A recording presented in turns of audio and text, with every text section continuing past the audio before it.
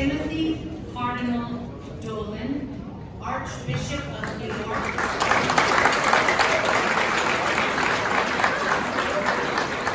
He is a great friend of the Pope and of Archbishop Boris, and he visited Ukraine a few months ago. Cardinal Dolan, would you lead us in the opening prayer and say a few words? It's an honor and a joy for me to be here with you, and I very much appreciate the invitation. Why you haven't listened to Yale Club is beyond me. I wouldn't give them a dime, but I would give a lot to the Catholic University of Ukraine. Thank you. You realize the whole world is in awe of the valor, the integrity, the fortitude, the fidelity of the people of Ukraine. The whole world is in awe.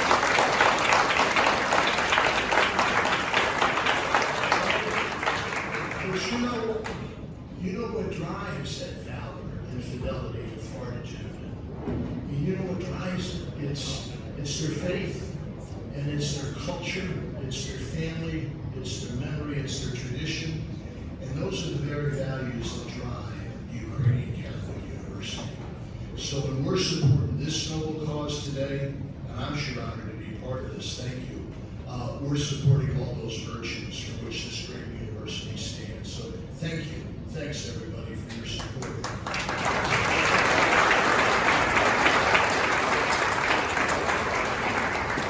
It's always a joy to be with my good friend, Archbishop Boris, whom I've known for a long time. And I'm delighted, I'm sure he'll be introduced formally, with the presence of Archbishop Gabriele Caccia, who's the Holy Father's nuncio ambassador to the United Nations.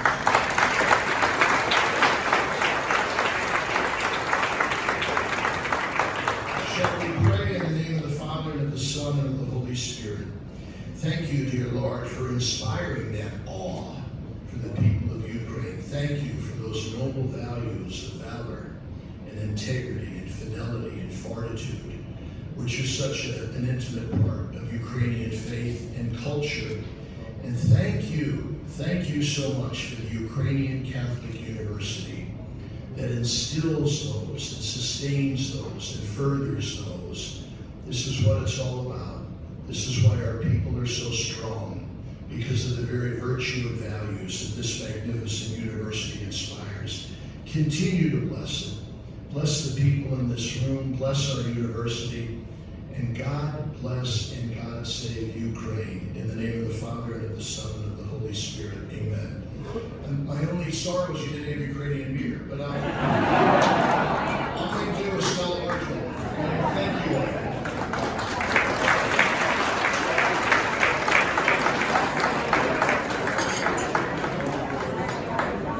Thank you so much.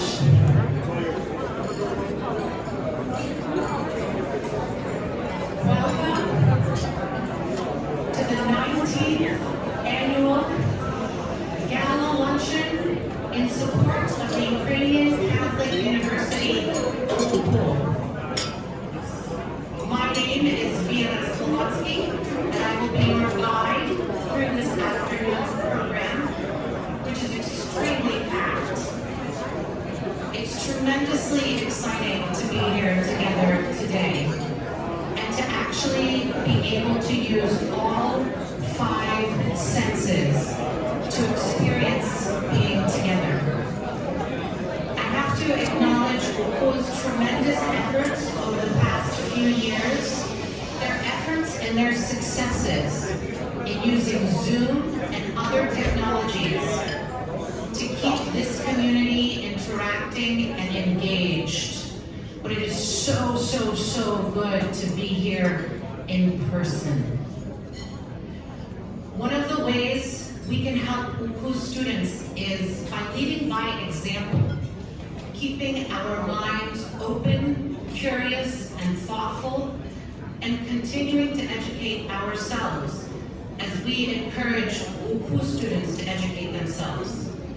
I can't think of a better group of persons to help us do that than this afternoon's powerhouse lineup of speakers and performers.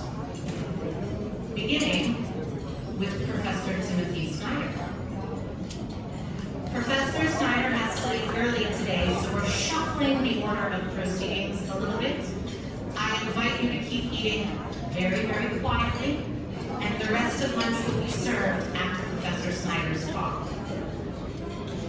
Professor Timothy Snyder is the Richard C. Levin Professor of History at Yale University and a permanent fellow at the Institute for Human Sciences in Vienna. He is an expert in the history of Eastern Europe of the 20th century. I think perhaps the best way to introduce you to Professor Snyder's research and analysis is to read you the titles of just some of his books. The Reconstruction of Nations, Poland, Ukraine, Lithuania, Belarus, 1569 to 1999. Sketches from a Secret War, a Polish artist's mission to liberate Soviet Ukraine. Bloodlands, Europe between Hitler and Stalin. Black Earth, the Holocaust as history and a warning. On Tyranny, 20 lessons from the 20th century. The Road to Unfreedom, Russia, Europe, America. And as co-editor, The Wall Around the West, State Borders and Immigration Controls in Europe and North America, Stalin and Europe, Terror, War, Domination. His essays are collected in Ukrainian history, Russian politics, European futures, and the politics of life and death. You'll note the timbre of alarm in these titles, the urgent and clear call to comprehend the evolution of statehoods, national identities, and international relations in Eastern Europe, and to demand change. We are fortunate to have such a passionate and rigorous scholar devote so much work and attention to Ukraine. And at UCU, we're blessed to count Professor Snyder as a friend.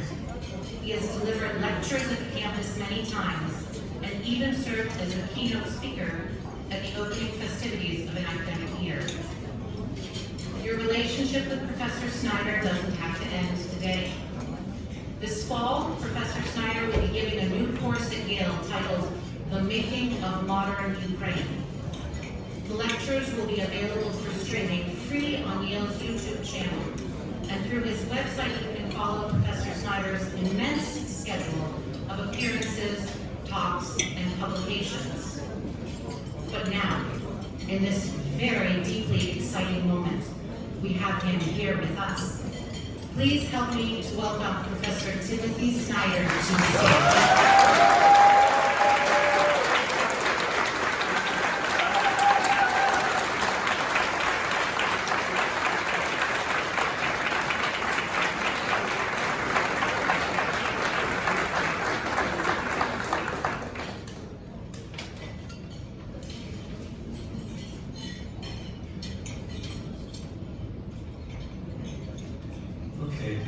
Thank you very much for inviting me, for having me.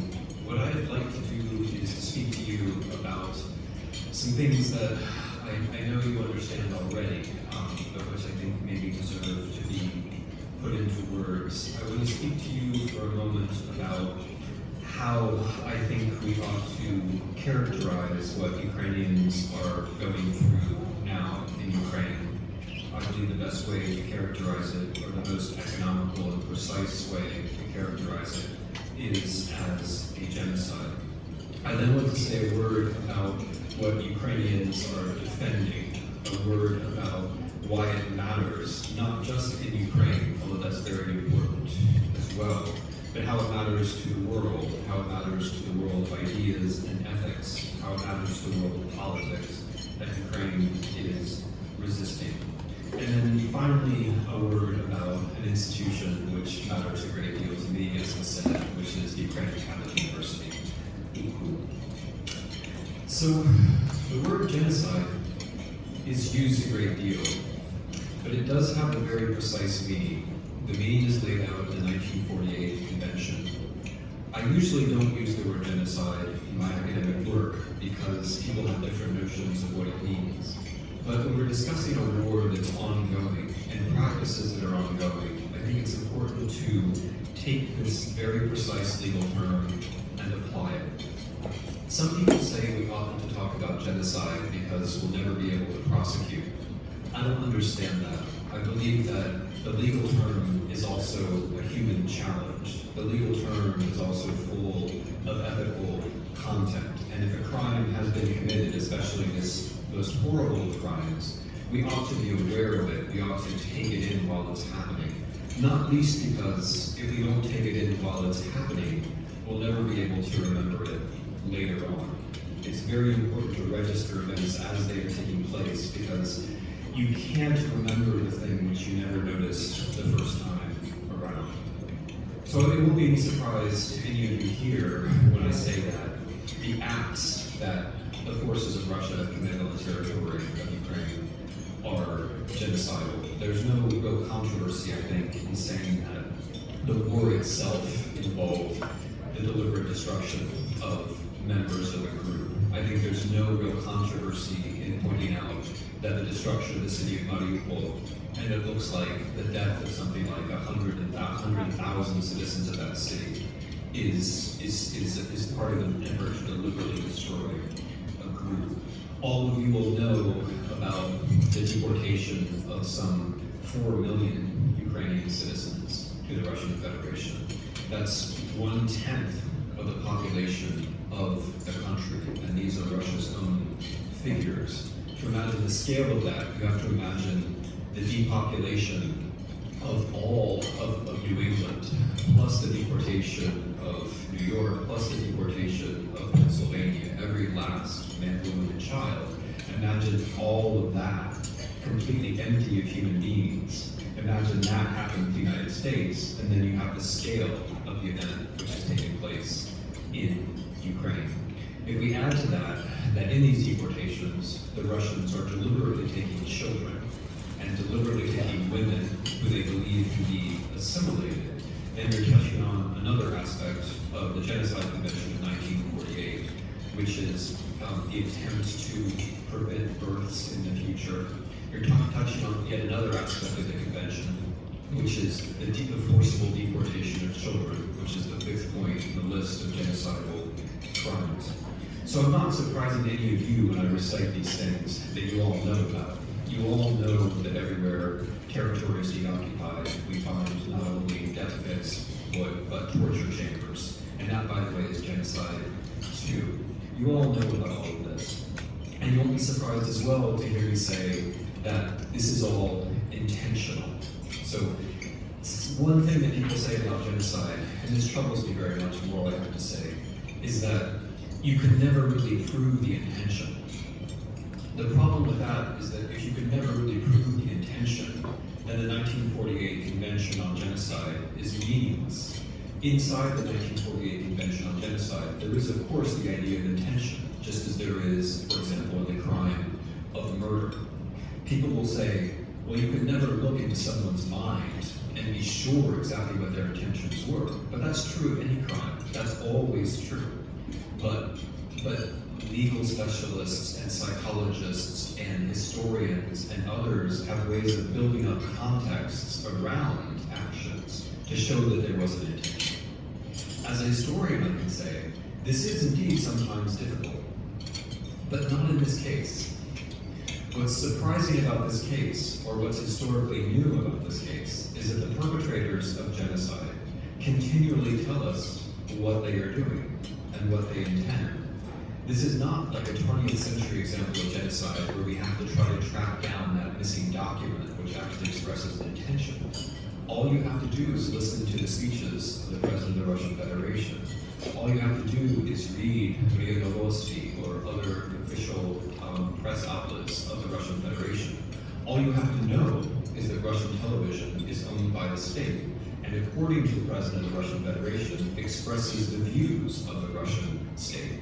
And those of you who watch Russian television, which I realize is something difficult, but those of you who watch Russian television will know that night after night, genocidal intention is expressed, and not at all indirectly. Genocidal intention is expressed directly and regularly.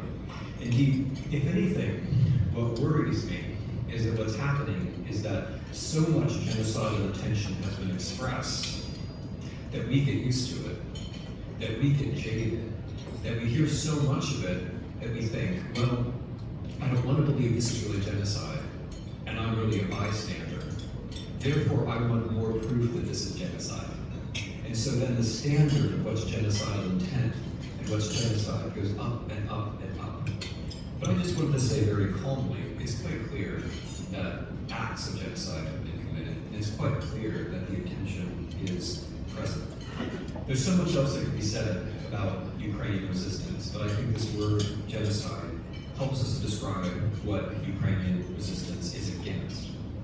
If I could modestly say a word about what I understand Ukrainian resistance to be for, I will say on the basis of my conversations with the widows and with the soldiers and with the volunteers, the people who are driving vans with supplies, on the basis of my friends, it's striking to me that when people talk about freedom, which is the word that I hear most of the time, it's not just freedom from.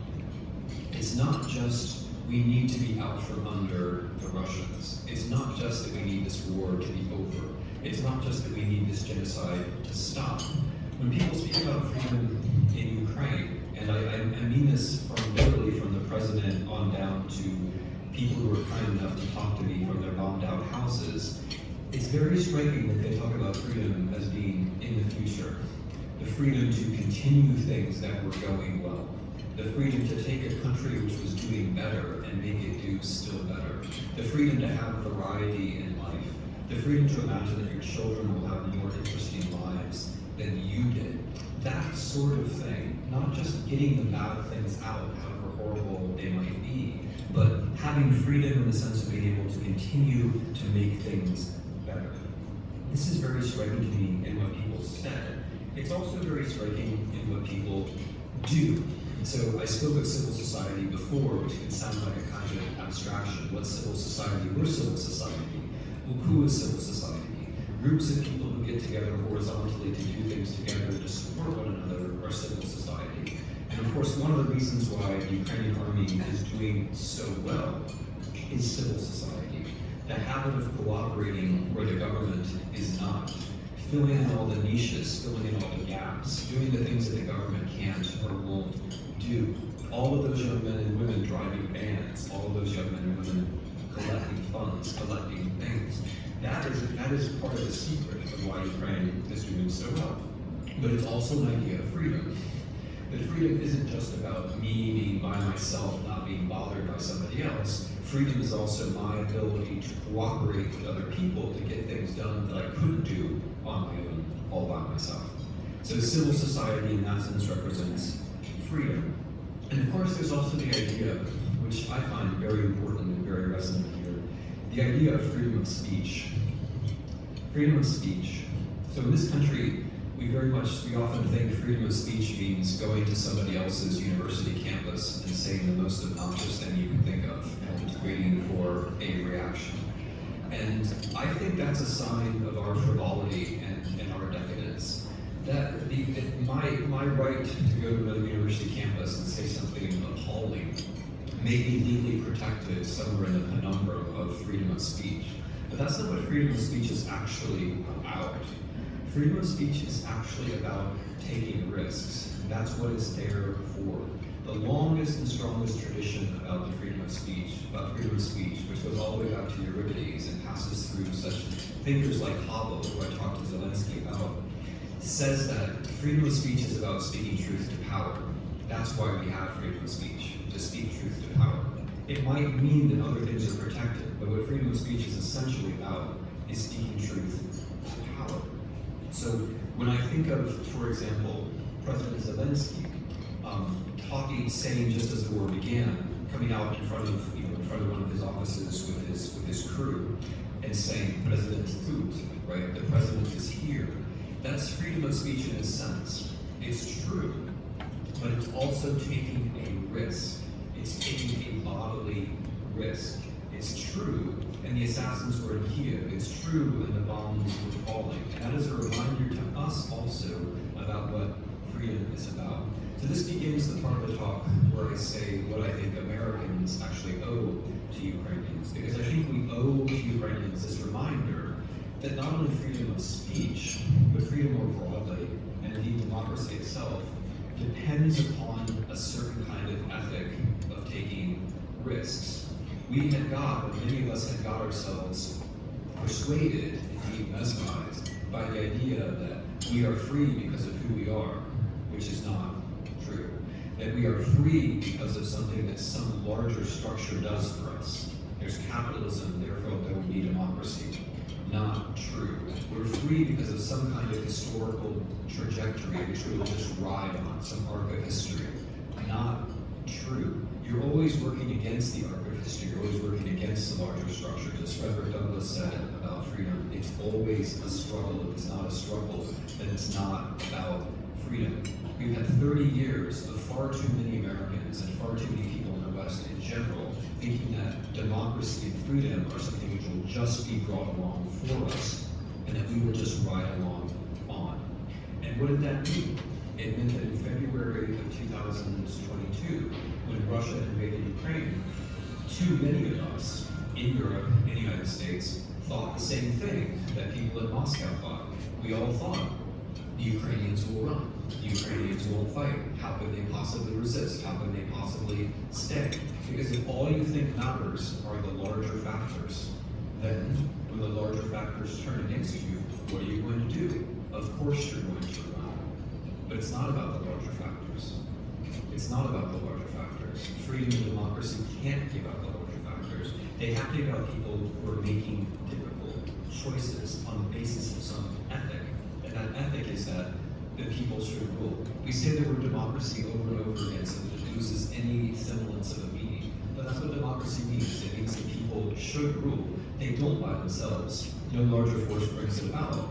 And this is what the Ukrainians have reminded us of. This is my American view, right? This is something that we needed to be reminded of, and need to be reminded of, and will need to be reminded of. But there's also a very specific thing. That was specific enough, I hope, but there's also a much more hard-headed thing that Americans have to thank Ukrainians for. And I'm not going to say something which, in my opinion, and there are people here who are in this establishment and then can correct me, but I think that this is something which is so powerfully true that it's impossible to say inside the American national security establishment. And that thing is that Ukrainian resistance to Russia has done more to advance basic consensus bipartisan American national security interests than any American policy since the end of the Cold War. And indeed, that it has done more for basic American consensus bipartisan national security interests than any American policy could do. That the Ukrainians are doing things that the Americans simply could not do without them. This is not how, to put it very gently, Americans are used to seeing and talking about the world, right? This is not how we usually portray how things happen in the world. I think it is authentically difficult for us to see how much another faraway country is doing for us. And I think once we see it, it becomes politically difficult to say it. And since I'm not in politics, I can say it, and I'm going to say it.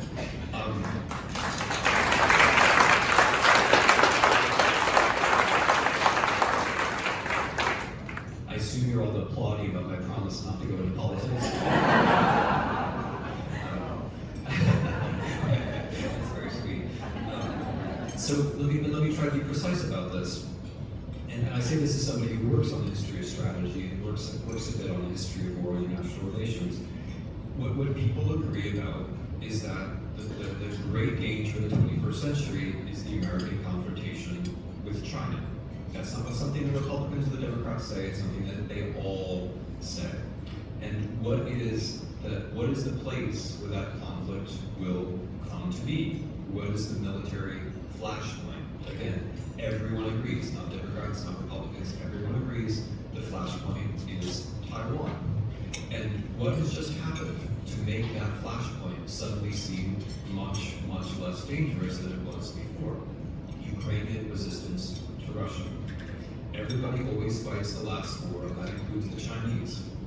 right now, Beijing is much, much more hesitant to consider an adventure in the Pacific over Taiwan for one reason and one reason alone, and that is that the Ukrainians have resisted and showed how difficult such a war of aggression would be.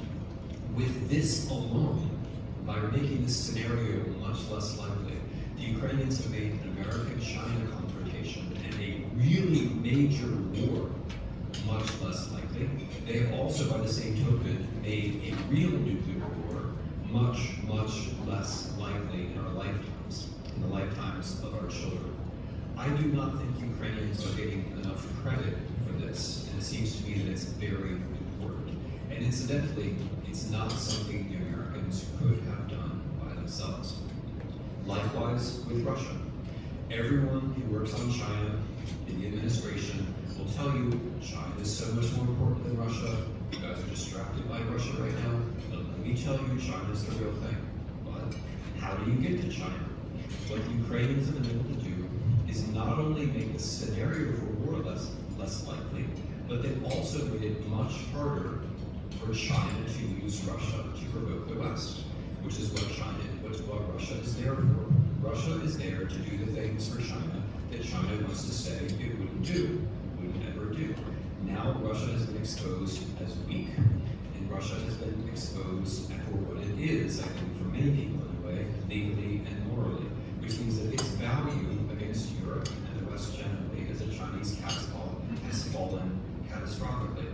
There is nothing, again, the United States could have done on its own to weaken the Russian armed forces and to weaken Russia's international reputation the way that Ukrainians have done. That was beyond our reach in every respect. We could not have done that without the Ukrainians. So as a result of these two things, the relaxation of the Taiwan scenario and the weakening of the Russian Federation, Ukrainians have done more, I'm going to repeat, for American national security interests than any American policy has done since the end of the Cold War, and more than any policy could do. So now you understand that I don't represent the American national security establishment. Because the simple human truth of all of this is that that's a little embarrassing. But the more profound truth, and the one that I want to land on as a human being, but also as an American, is that this means that Americans owe Ukraine. They owe Ukraine because of the defense of democracy as an ethic and freedom as an ethic for which you take risks. But even if you somehow don't care about that, and all you care about is the hard geopolitical realist stuff, then what Ukraine has done with the United States is make the risk of confrontation with China much, much lower in ways that we could not have done for ourselves. So, for that, in my American week, I say thank you. I say thank you to Ukrainians. But there's a specific way before I leave this lectern that I want to say thank you, and that is thank you to UCU, which is why we're here. So in the themes of my little speech today, you can see many connections. I hope you'll see many connections to UCU. On the week that the war started, on Monday, I think the week that the war started, I was trying to take part in a remote doctoral dissertation defense for a young historian at UCU, who was writing a pioneering dissertation about the Rubinsky family, very important Ukrainian family. And then the next day, or later that week, he signed up for the territorial defense, which is, in a nutshell, the situation in which many wonderful and ethically devoted and intelligent young Ukrainians find themselves. In my little speech here, the themes that have to do with UCU, I hope, were evident. Number one is the very idea of the people. So inside genocide is about the destruction of a people. And so what is the opposite of genocide? The opposite of genocide isn't just the protection and defense, but it's, I think, more profoundly the creation of a people. An idea of what the people are supposed to be in the future. And looking at it from the outside, from my own humble limited perspective, it seems to me that that was one of the reasons why UCU was refounded, on a notion of what the people, the Ukrainian people, might aspire to be in the future. And so the opposite of destroying people is trying to create people. In addition to that, there's the idea of the person, right, of personhood, which I think is essential to UCU, to the kind of Catholic ethical teachings that are associated with UCU, and the notion that a person has inherent dignity, that a person is not just part of the larger forces, that we are not just in this physical universe and the things that happen to us are a result of larger forces, but in fact there's a certain kind of dignity within us, which means that at least here and there we can assert freedom and take responsibility. That can be understood as an idea of personhood. And then finally, there is civil society, right? The Ukraine that we can see today, the Ukraine which is resisting this horrible genocidal invasion, is the Ukraine of civil society. And for me, one of the most beautiful examples of civil society in Ukraine is the one that we are all here to support, the Ukrainian Catholic University. And I'm very glad that I was invited to be here with you to help you support it. Thank you very much.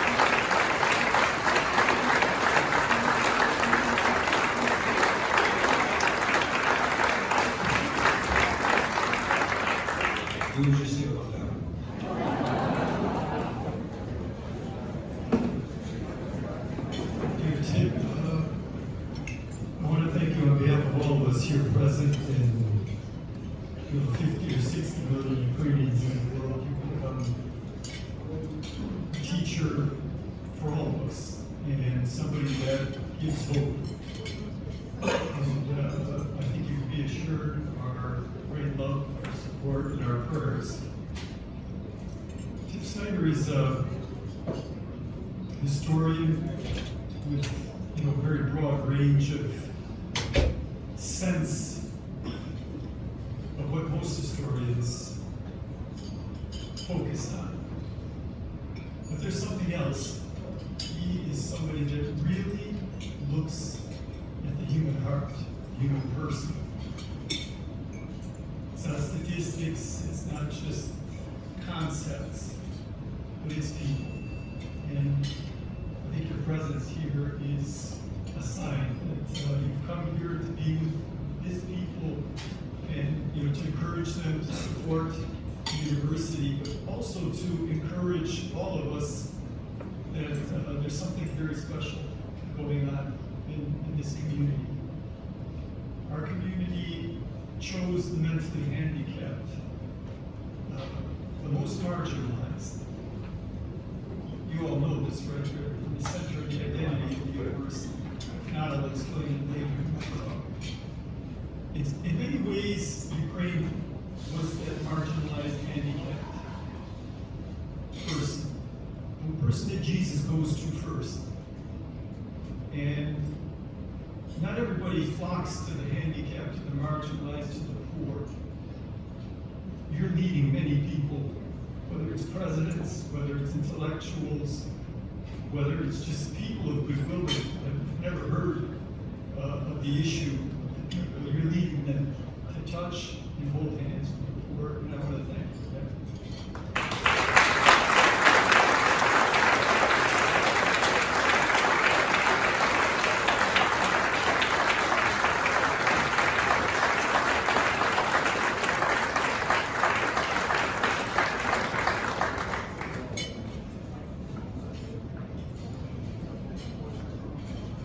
I'm speechless, which is probably for the best. Let's all take a few minutes and I'll be back with you shortly to do some speaking about food and some housekeeping. Enjoy your lunches. It's much longer.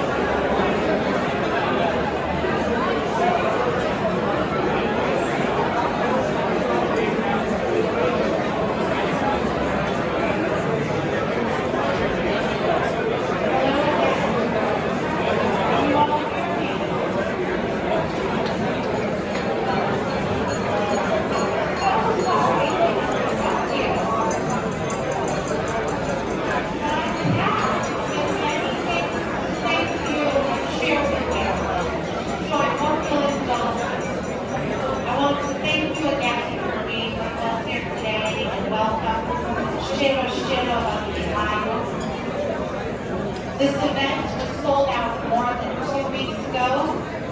This is one of the hottest tickets in New York.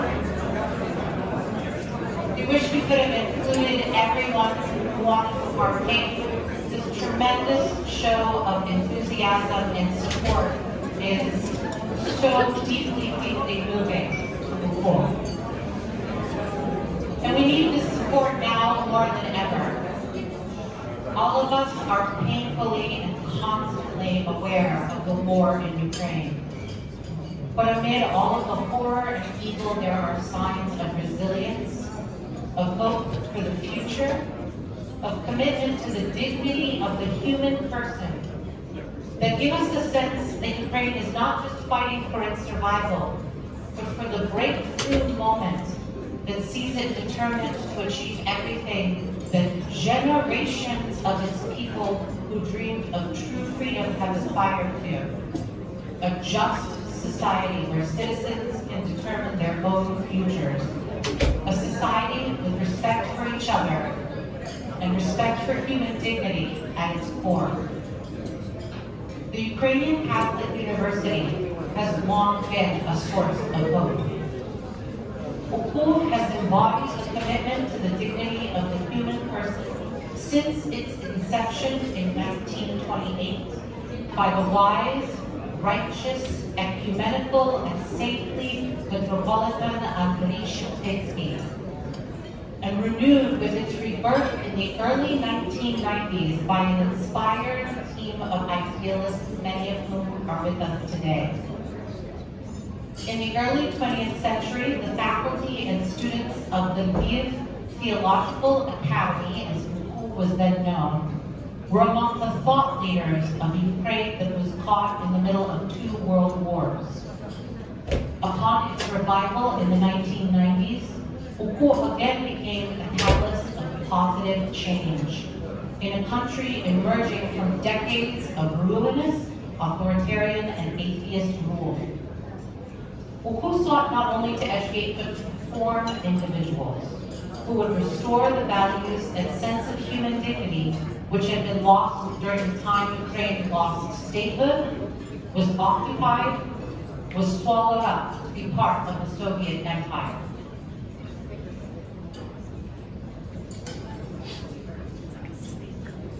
Unfortunately, just as in the early 20th century, UCU has recently suffered losses from within its own ranks in the struggle for a just freedom. But UCU has great resiliency and serves as a reminder that the human struggle for what is good cannot be contained, even by tyranny, no matter how hard and how many times tyranny tries. And so good must ultimately prevail. UCU is still the only Catholic university between Warsaw and Tokyo. But now, with your support, it has grown from a small acorn reborn in 1994, housed in one repurposed building in Lviv, with a small but determined student body willing to take a chance on an idea and no accredited degree recognized by the state, into. This is what UCU is now. An oasis of Western-style university education, a highly respected promoter of values-based education and formation, and incredibly, and for the 5th year in a row, the university with the highest entrance exam scores of any university in Ukraine.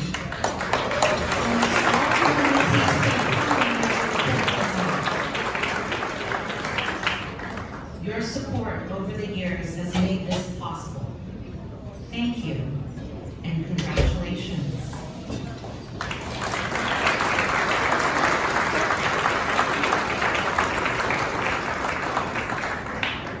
There is still much to be done, and maybe now more than ever, UCU needs your support, moral and material, and UCU students need scholarships. They are doing wonderful things, and they deserve our help. Over the course of this afternoon, you may see a thermometer appear on our screen. You may not, we'll see. If you do see the thermometer, it will be showing our progress through this afternoon. I hope the temperature is hot. Our Our silent auction is continuing. I hope you've seen the lovely items up for bid. They are, as I've heard, almost in as hot demand as attendance at today's event. There are beautiful icons painted by UCU's Radler School of Iconography and necklaces, wooden nativity scenes, and silk scarves made by renowned Ukrainian artists. They are to be seen over there. See Anish at the back of the room for any questions about the silent auction, and please continue to place your bids. I will give you a 2-minute warning when the auction is about to close. Luba Halua and Yulia Komar, where are you? There they are. Please stand up and say hello.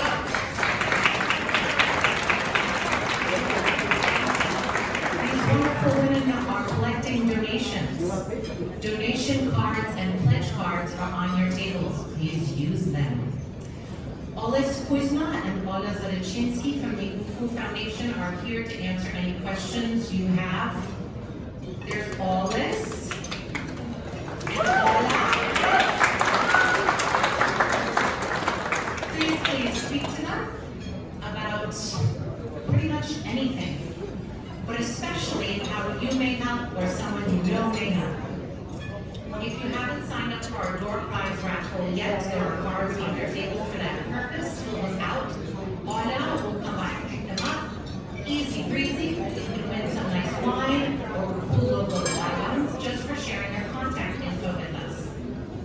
Before we return to our formal program, I want to recognize a few organizations and individuals who are here with us today. I wish I could recognize all of you. It is, again, so good to be in this room with you, seeing all your beautiful faces and all your incredible outfits, the vyshivankas, the jewelry. Way to represent, guys. We are pleased to welcome our credit unions who have supported UCU since the early Acorn days in the 1990s and were key to UCU's growth in those critical times. The Self-Reliance Federal Credit Union from New York City,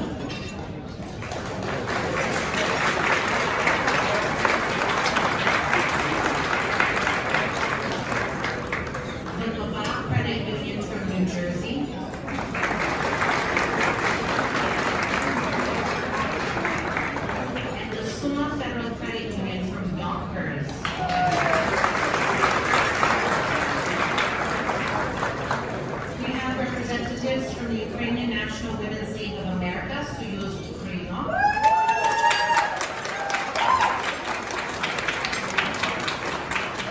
Who recently learned that I'm so excited to say, have funded the launch of a women's studies program at UCU.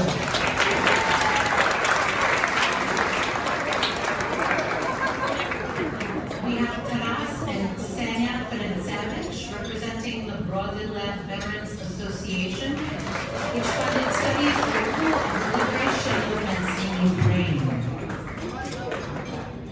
We welcome back the Kufas family and the Mazur family, longtime supporters of the university.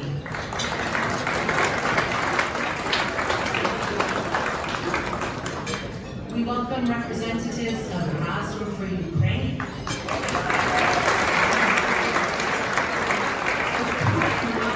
Ukraine recently solidified a partnership and are working together to facilitate provision of humanitarian aid in Ukraine.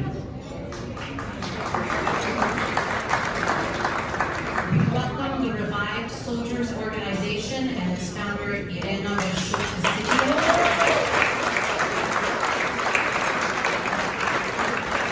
The revived Soldiers Organization has funded the rehabilitation of soldiers badly wounded in the war since 2014.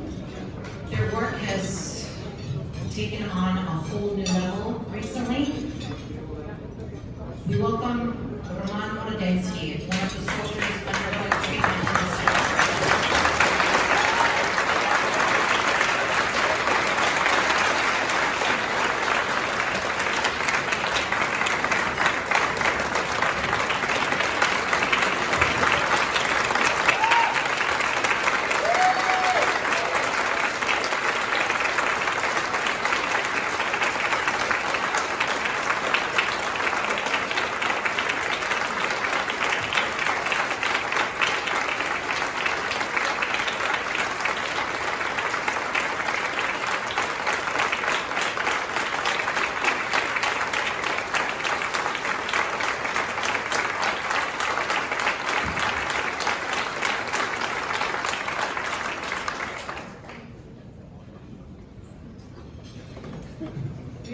honored to have with us Ukraine's ambassador to the UN, Serhiy Kizilitska.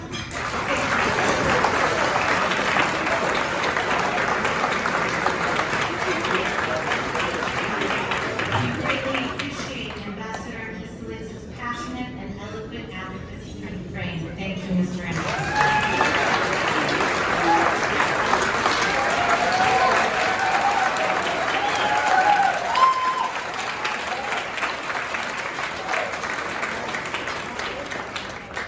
We welcome renowned journalist Miroslava Gongadze, Chief of the Ukrainian and Eastern European Service at the Voice of America, wife of Yevgeny Gongadze, who gave his life for the principles of freedom and free speech.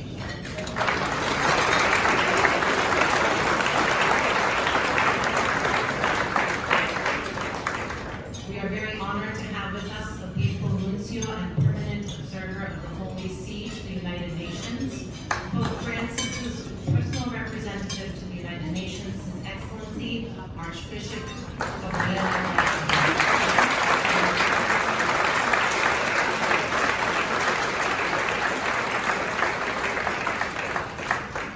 Finally, we are honored to have with us today His Eminence Timothy Cardinal Dolan, Archbishop of New York. Thank you so much for your words.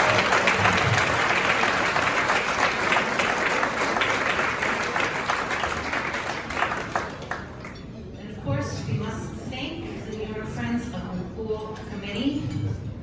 What a tremendous job they've done in creating such a wonderful event and bringing us all together today. Remember, this is our 19th such event. What a unbelievable showing of support from Cool. I want to thank Irina Yarosevich and Anna Shpuk.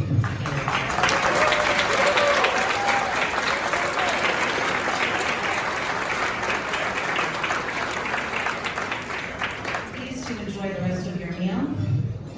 If I've done anything wrong, or if I've left anyone out, Olis Kuzma will make amends. It's much fun.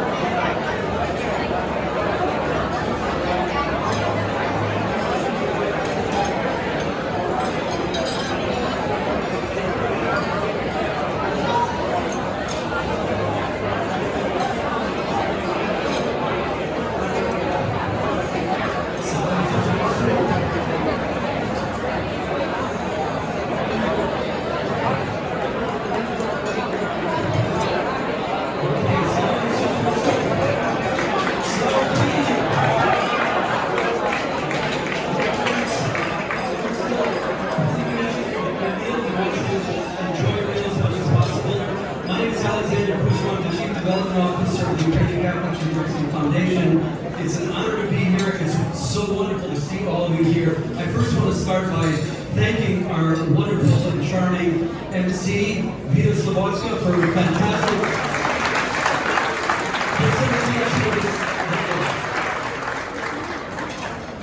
I also want to just acknowledge several people that were here earlier. Mr. Alexei Holubov of the General Counsel's Office of New York was here. He had to leave early, as I understand it, but if you could pass along our greetings to him and our appreciation that he attended. And Ambassador Taylor, it's wonderful to see you again. We're looking forward to your presentation. Our Irish friends would say we're a wee bit behind schedule, so I want to run through this as quickly as possible. I want to echo, first of all, Vita's acknowledgement of our wonderful institutional sponsors, our credit unions, New York Self-Reliance, Shiruak Yaku, incredible boards of our organization. Also, the Nova Credit Union of Clifton, New Jersey. We're really honored to have you here, and you're wonderful people. Suma Yonkers, we're really delighted that you were able to join us today. And very important, I wanted to acknowledge our dear friends from the Self-Reliance Credit Union of Philadelphia. Anatolia Rabat is here, and he's welcome back. A new board member.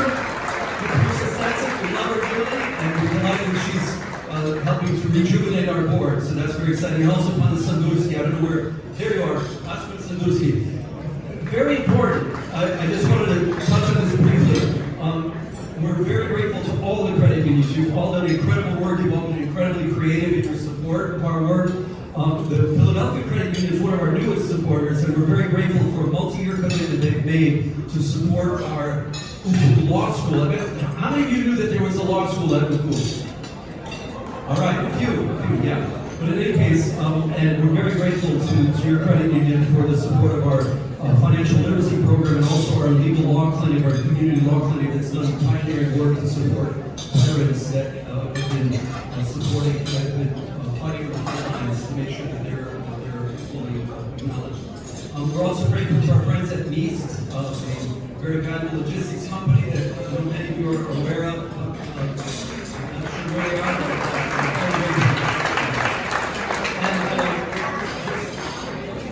Very briefly, I also wanted to acknowledge our new institutional partners from Razom for Ukraine. I know we touched on this,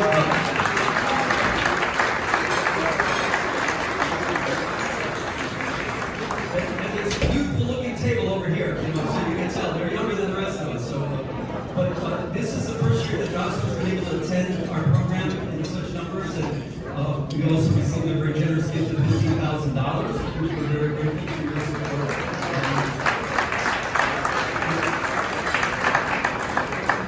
We've been working together for a number of years now, and we're simply awed and impressed by the depth of the work that you've done with your team, both in terms of the amazing fundraising that you've done for Ukraine, the incredible logistics, feats of wonder.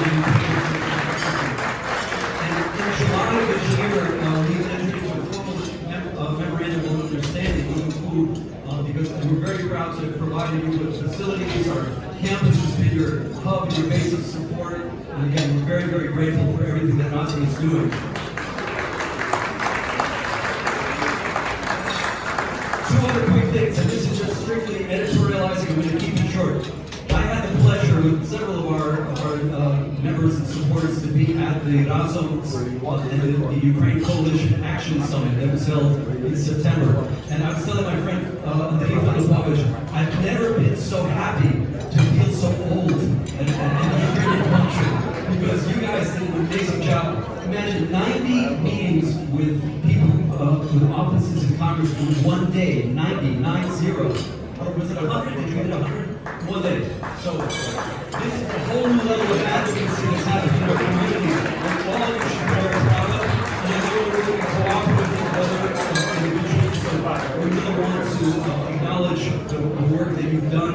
And there's going to be another event that I'm going to be working on with Ukraine Days on the 17th through the 19th. If you can come to Washington, I strongly urge you all to get there, because as you know, we're going to have a lot of work to do after these midterm elections to make sure that Ukraine is going to be supported in the future of the And before I go any further, I want to recognize very dear friend and really one of our most stalwart supporters of UCU, and that's Leonard Mazer. Upon the left, who, please, we want to acknowledge your incredible work and support.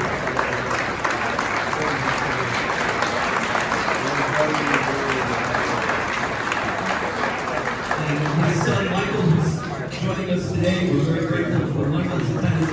Please pass along our warm greetings to Helena. I know she couldn't make it today.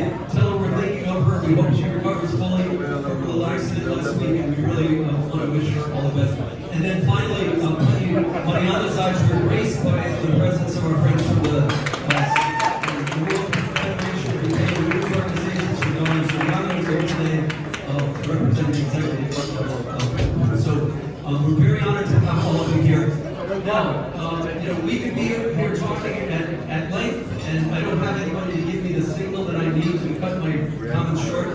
But because we cannot be at the room this year, most of us cannot, although in addition to His Eminence Cardinal Dolan, we've had a number of people that have come to visit UCU and have really been very courageous in risking some of their safety to be at our campus.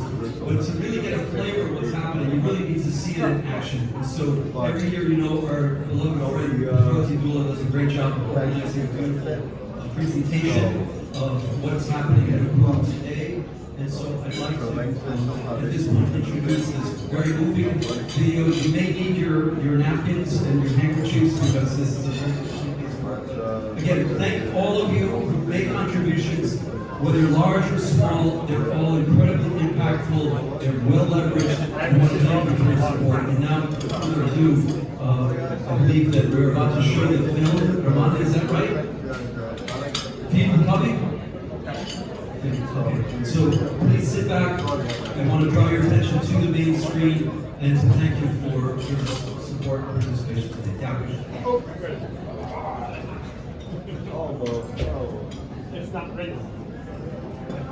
Сьогодні Україна і весь світ чекає на нас.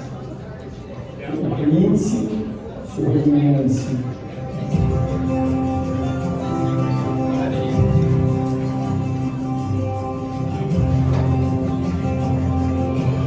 Ці прапори поїдуть на передову до студентів, викладачів і випускників Українського католицького університету.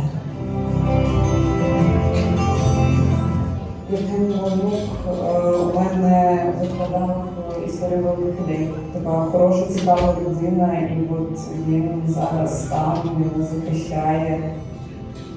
Зі зброєю в руках Україну захищають 18 студентів, 13 викладачів і працівників і близько півсотні випускників Українського католицького університету. Учіться, а набутими знаннями діліться на благо незалежної української держави. І ми виграємо цей бій. Україна була незалежною, є незалежною і буде незалежною.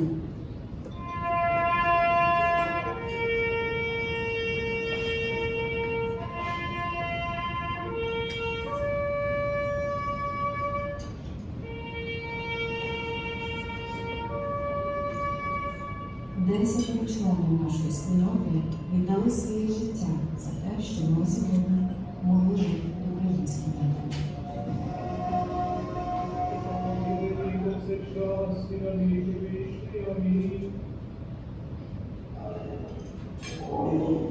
Нам дається насіння, яке вічно і церкві на основі цього насіння народжується нові покоління. У пам'ять про випускника і студента університету Артемія Демида і Олега Воробйова в УКУ заснували іменні стипендіальні фонди. Я думаю, він там на небі також радіє, що він навчався тут.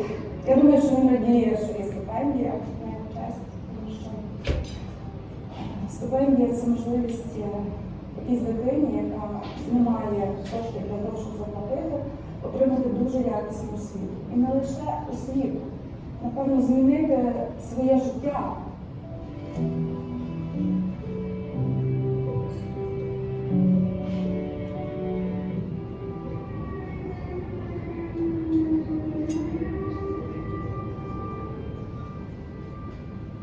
Від початку війни Міністерство освіти та науки відправило освітні заклади на канікули.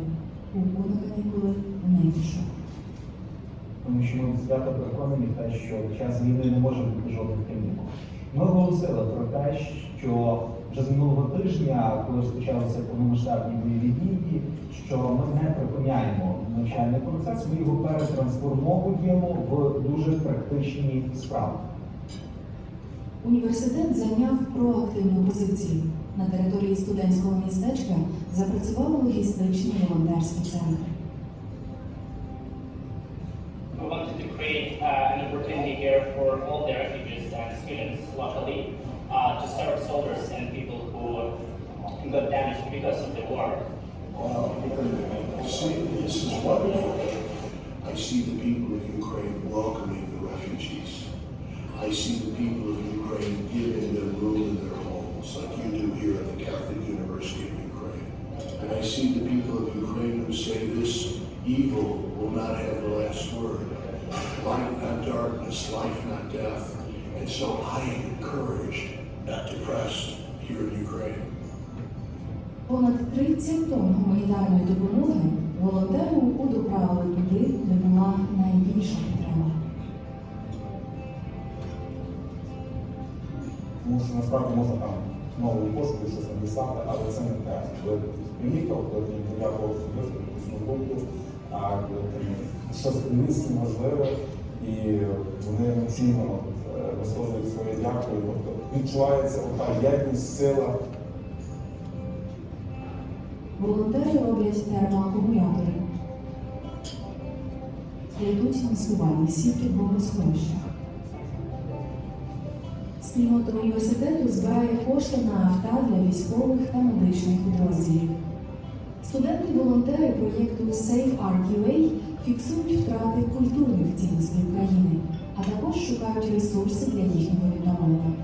Команда медійників запустила платформу Post to Stop War in Ukraine. Традиційно для іноземців вони розміщують тут публікації про війну в Україні.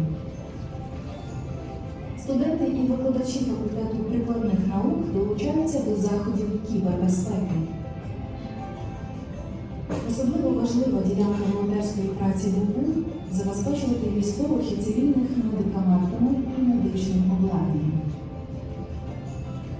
Тепер ми будемо конструктовувати мобільний госпіталь, який зможе приймати поранення на відстані приблизно 60-80 км від лінії фронту. Історики, культурологи, правники, журналісти творять базу свідчень людей, що пережили жахіття війни. У проєкті «Малі історії Великої війни» вони записали і опрацювали близько 1,5 сотні свідчень. З початком війни УПУ дав пристановище для 23 громадських та волонтерських організацій. У корпусі філософсько-богословського факультету студенти і працівники програми «Соціальна робота» організували прихисток для тих, хто втратив свої домівки. До нас багато приїжджають людей зі східних областей. Це Донецька, Луганська, Дніпропетровська і Харківська область. Доволі часто це історії, коли люди по багато днів сиділи в підвалах і в укриттях.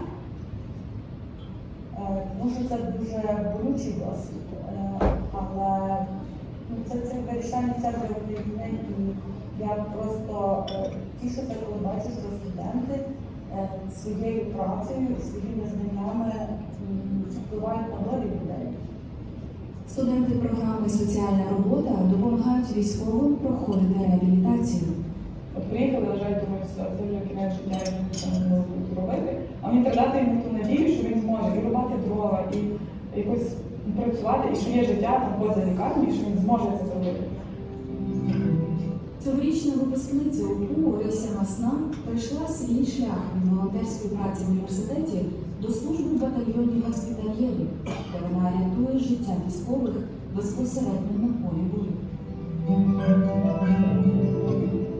Якою має бути Україна після перемоги? УПУ спільно з наукма запустили академічну платформу для обговорення візії майбутнього України. Кожна війна є великою трагедією, але водночас великою нагодою. І нагода завжди Україна є та, що Україна має всі шанси стати новим східноєвропейським тилом, який визначати і політику в Східній Європі, і в Європі, і навіть в цьому світі. Власне, про це йде мова. Треба говорити про перемогу, думати про перемогу і стратегувати цю перемогу. Це дуже важливо. Без стратегії ми тут не будемося. Це те, що найбільш важливіше зараз.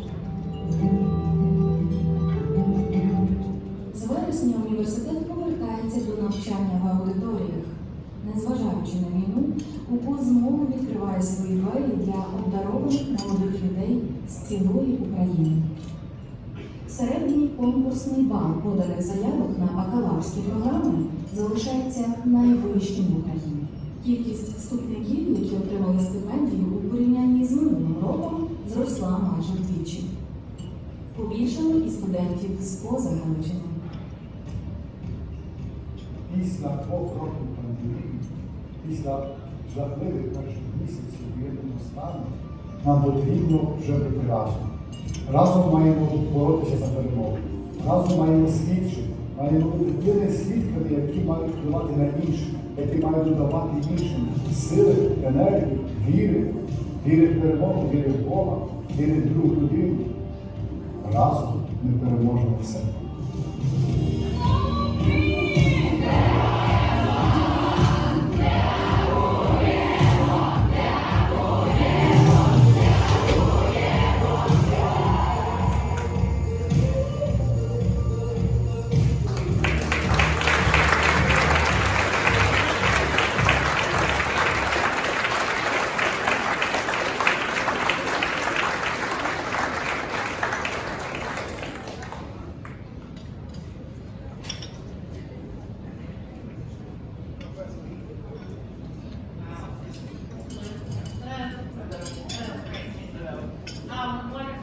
Wonderful to see UCU in action before us.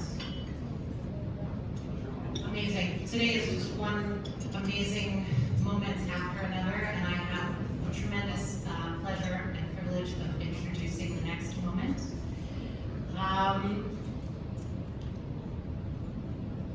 Ambassador William Taylor.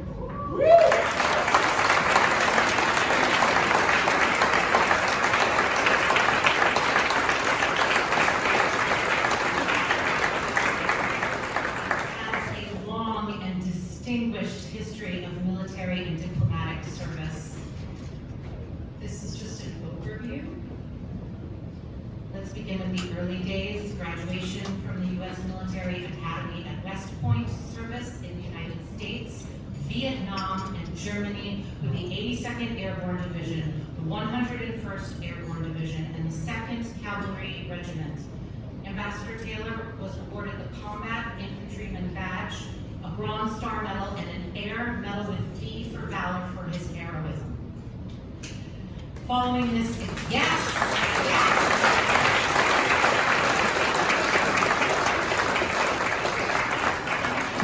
That was just the start. Following this exemplary military service, Ambassador Taylor went on to earn a Master's of Public Policy degree at Harvard's Kennedy School of Government, then to work as Director of Emergency Preparedness Policy at the Department of Energy. A few years and significant posts down the line, his work as Special Representative for Donor Assistance in Kabul, both American and international, led to Ambassador Taylor's appointment as Afghanistan Coordinator at the U.S. Department of State. In 2004, Ambassador Taylor was transferred to Baghdad, where he took the position of Director of the Iraq Reconstruction Management Office. He then represented the United States government in the Mid-East Quartet's efforts to facilitate peace in Gaza and the West Bank. Ambassador Taylor is not a man who shies away from a challenge. The next challenge in this remarkable career, to the tremendous benefit of Ukraine, this exceptional statesman became United States Ambassador to Ukraine, serving from 2006 to 2009.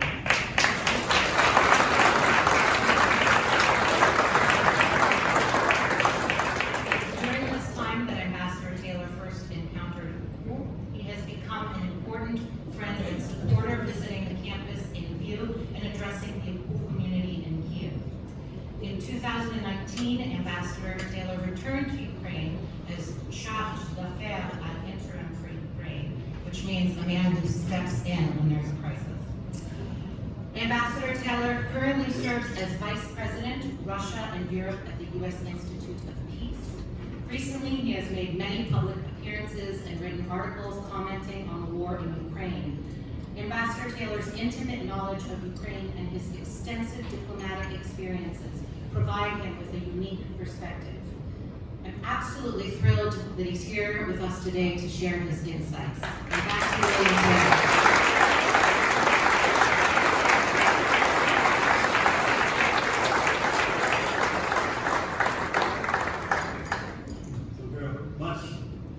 Much too long and much too kind. Thank you very much. It's an honor for me to be here with this distinguished group committed to this organization, an amazing organization that has done such good things.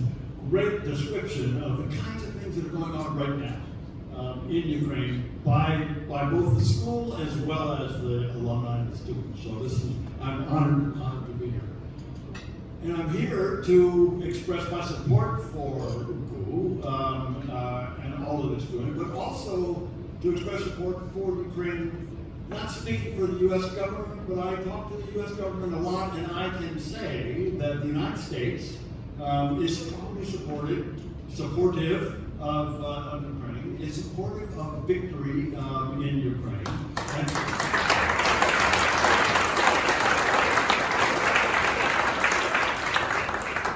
Continue. This will persist. This will continue until it is finished. So this is a strong support that I think you're going to get from the United States, and I will talk a little bit more about that. Why? Americans are horrified. Americans are horrified at what the Russians are doing in Ukraine. Like Tim Steiner, and like many people in this room, I was in Ukraine in September, went to Bucha and Irpin, and I was horrified. Americans are horrified at what the Russians are doing in this war. We can see what the Russians are about. We can see the killings, the torture, the rapes. We can see the Russians now going after Ukrainian civilians, civilian institutions, energy, heat, water, winter. Everybody in this room knows what winter is like in Ukraine. And the Russians cynically, cruelly, intentionally going after civilian targets, civilians' homes, as they prepare for winter. So the United States sees this. Americans see this.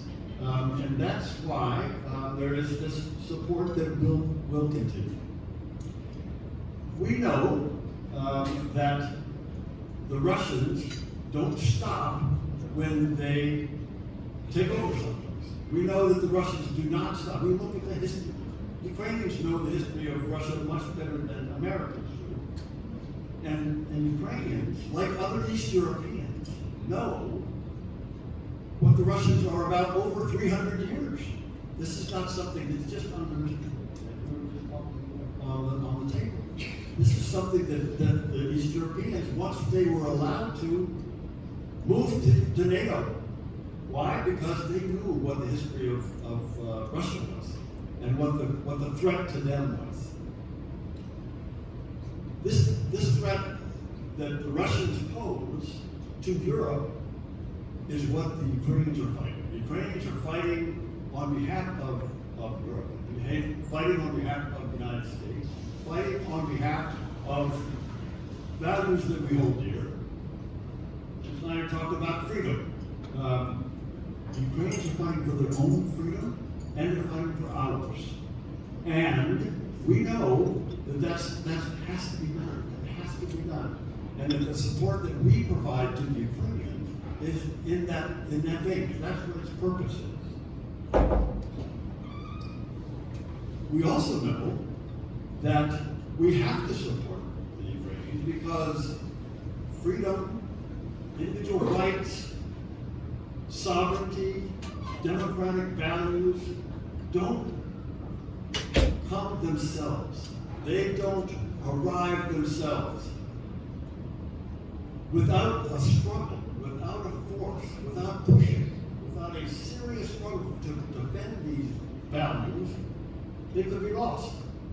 And we could see the danger of being lost in Ukraine, which is why the strength of and the valor of and the courage of Ukrainians is so important, and it's why the United States and NATO and much of the world is supporting Ukraine.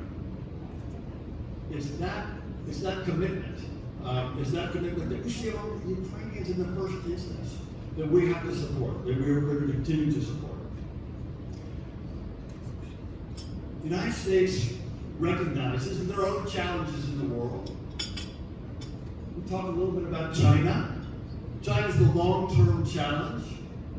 But Russia, my view and view of many people, Russia is the acute challenge. It's the acute threat. Russians are killing Ukrainians.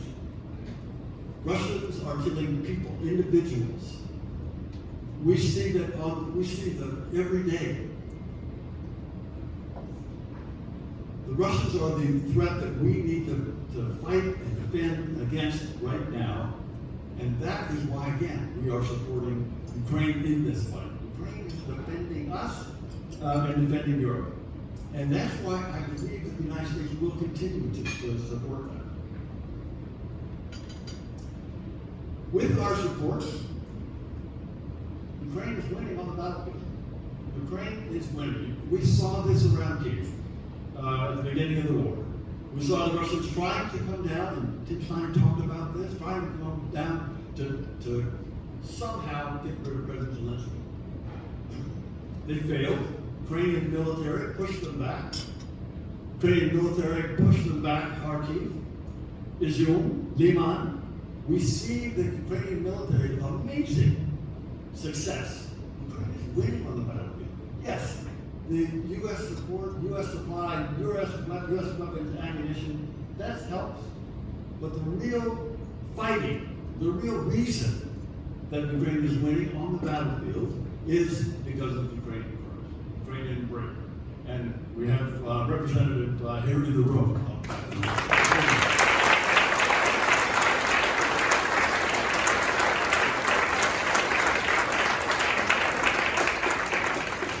So that inspires Americans. That inspires Americans to continue to support. We have, everybody in this room knows we have an election coming up. Soon, Tuesday. Many people probably already voted. I voted last week. Many people with concerns about what happens after the election. My view is that that support that I just described and the reasons for that support that I just described continue. That support will continue after these elections. Why? Because the United States, Americans, see what I've been saying, see what you've been seeing, see the success of Ukrainians on the battlefield, see the valor, see the courage, see the winning. Ukraine is winning on the battlefield. We'll continue to do that. The bipartisan support for Ukraine has been there through the decades of Ukrainian independence. It's been there from the Republican side and the Democratic side. It's been there from administration after administration, Republicans and Democrats, House and Senate, administration and Congress. It's been there and that will continue. I'm absolutely convinced that that will continue. Yes, we've seen talk a little bit from the left and a little bit from the right, but the vast majority of Americans and the vast majority of the Congress now supports. We can see the votes that happen every time there's a vote for support. It passes overwhelmingly. That will continue. That will continue. I'm absolutely convinced. So that brings me then to the reason that we are here on the Ukrainian Catholic University to support them. UCU is part of this battle, is part of this fight, is part of this defense, is part of this success. It's the passion that the graduates show and that the faculty shows. It's the deeds. It's not just in the classroom. It's the deeds on the battlefield that we see. It is success on the battlefield, success of graduates, and it's the commitment. And it's that commitment that we're here to support here today. I'm very pleased to be able to be part of that. I encourage you to show that commitment and show that support. And I thank you all very much for being here.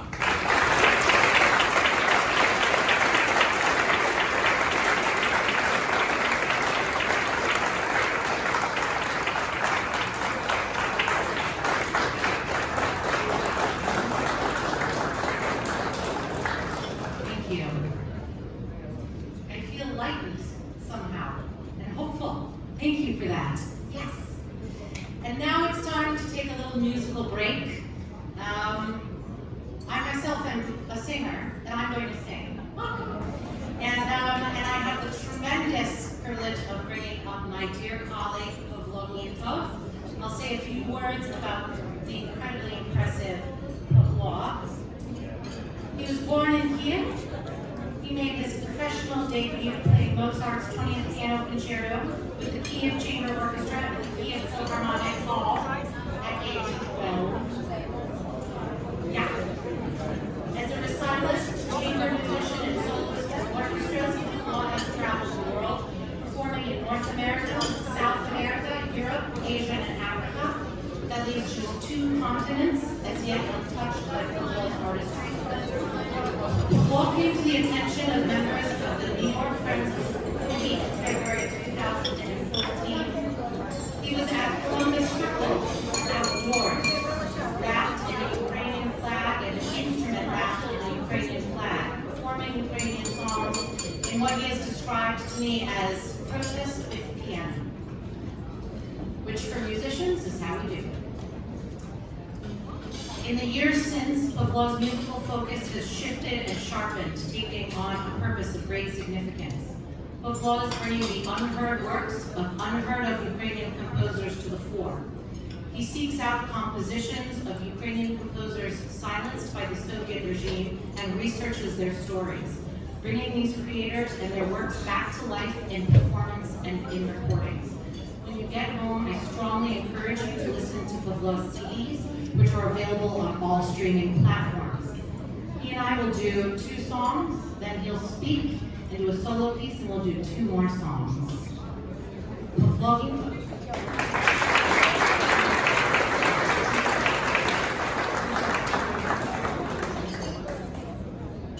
Our first song is by the great Ukrainian composer and ethnomusicologist Mykola Lysenkov. I find this song to be of particular relevance in this time. Oh, that looks yummy. Focus, Slovatsky, focus. You'll hear the surging storm in the piano, and I look out from my position of safety to watch a little boat out at sea. Who on earth would be stupid enough to send a boat out in the storm, and sure enough, when the water is calm, the boat is in splinters. For me, life has always been terrifying. But like the boat, I must put myself out there into the heart of the storm. Otherwise, what is the point of life? How can you hide away from humanity forever?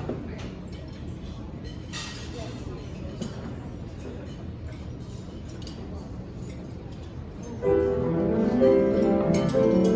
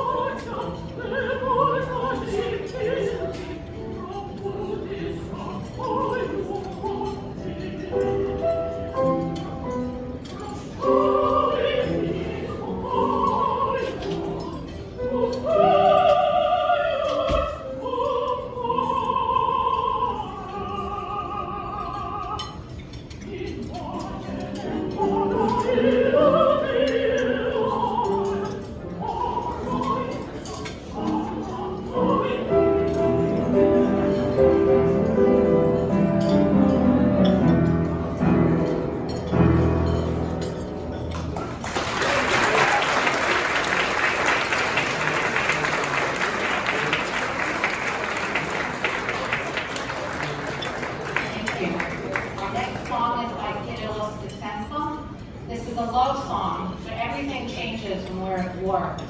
And in March I was singing this song and I thought this song is not about love, this song is about something much greater. Somebody asked me, well, what's the outcome you foresee? And is it really so bad to let Russia have some of Ukraine's land? And I was speechless. And in this song, the question is posed, do you love me? And the depth of the love can only be expressed in the world around the singer, in the stars, in the nighttime, in the song, in the words.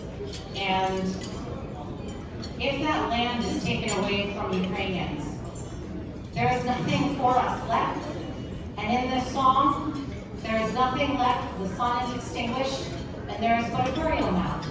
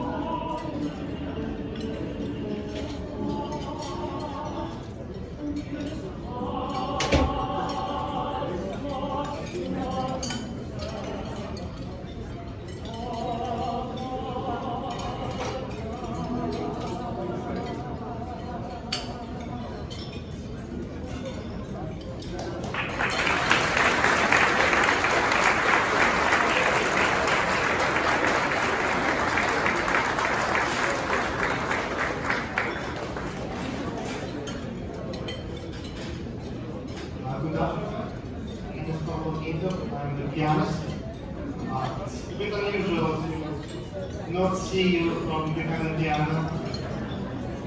And from you too, not to see the piano. That's how it is today. It's a great honor and privilege to be here and perform for you on stage here. I want to talk a little bit about one piece that I'm going to play for you, the piano piece. The thing is that Ukrainian art, Ukrainian music we are playing right now, it's not just entertainment, but it's also the evidence of crimes that are being committed in Ukraine today. Because the Ukrainian music as a part of Ukrainian culture has been in a way taken from the generations of Ukraine. Today you can see that Russians are targeting deliberately Ukrainian museums, Ukrainian libraries, Ukrainian concert halls, Ukrainian music schools, and that's the policy that has been going on for, well, over a century. And the best time to explain it is just to talk about my own experience. I'm a professional musician from Kiev. I studied there in a specialized music school, and I had a class of history of Ukrainian music and Ukrainian piano literature 4 years on that. And some of the composers, some of the really wonderful Ukrainian artists who created a lot of beautiful music, their names were not heard in the class, in the back of Ukrainian music school. It was in the 90s when times of the independent Ukraine. So that's very hard to wrap your mind around how that happened, why.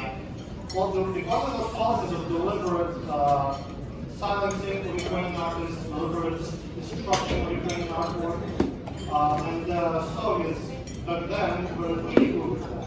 You have to give them credit for what they good at. I want to play a piece by composer Sergei Bortkiewicz, who lived about 100 years ago. And again, that's a name I had not heard when I started back in Ukraine. I came across this composer back in 2014 when I wanted to prepare the program of Ukrainian works. And I was looking for a piece that has something to do with Crimea. In March, after Russia and Crimea, I thought the program really needs that kind of thing. And I was looking through a lot of materials and music scores, couldn't find anything. And then I found this piece just simply on Google. Right? Called Crimean Sketches by a composer with a rather Polish sounding last name, Bortkiewicz, with a CZ in the end. And I found other names, and I thought, oh, how interesting. I know there is a cycle of Crimean sonnets by Adam Mickiewicz, a great Polish poet. It looks like it's not a Polish artist who wrote something about Ukraine. So I downloaded the PDF, I looked at the music, I saw the first page of the piece I'm going to play for you today, and instantly was shocked at how beautiful this music is. And then I decided to learn more about the composer. So, to a great embarrassment of mine, he was a Ukrainian from heart who was simply deliberately erased from our memory because he left Ukraine after the Bolshevik fall in 1920. The Bolshevik take over Ukraine. He lived in Berlin, he lived in Vienna under the Nazi rule, and in Ukraine he was just completely forgotten. In the West, his works were performed a little bit here and there, so you might have heard of him even before me, even though he was a professional musician. But that's just what happened. It's just one composer, one name, and now I'm trying to find more of those things. It's not that hard actually because really there's a whole field of incredible treasure, incredible artists. It's like beautiful content that's been overlooked because of those prohibitions and those policies. So this piece is called The Rocks of Uchkosh. When I found the score, the name was in French. So it took me several days to understand what this Uchkosh, which in French looks like 13 letters. What this word means, no offense. Uchkosh is a sort of mountain terrain in the southern shore of Crimea, close to the city of Yale. And this piece is really a true ode to the Ukrainian nature, the beautiful pine forest, mountains, and of course, the Black Sea.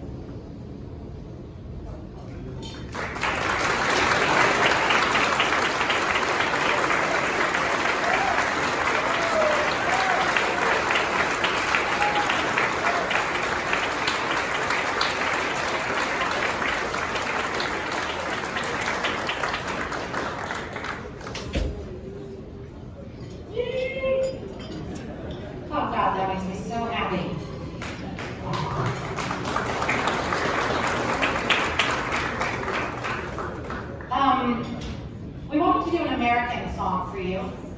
This is a song by the great American composer Leonard Bernstein from his show 1600 Pennsylvania Avenue. With the elections coming up, it's an appropriate time. In this song, the outgoing First Lady is passing on care of the White House to the incoming First Lady. And our country has not always had an easy history. I wouldn't say that we're in the most placid period at the moment.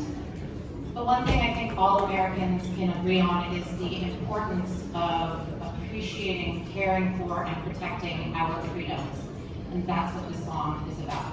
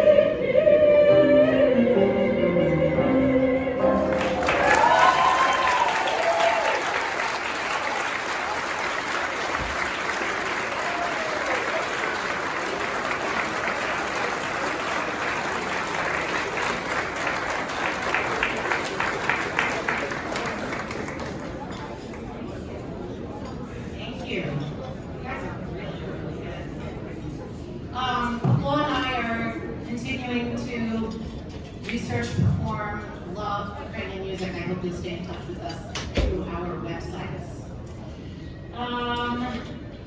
Two more things. I didn't mention Lydia Zanginger from the Ukrainian Institute of America.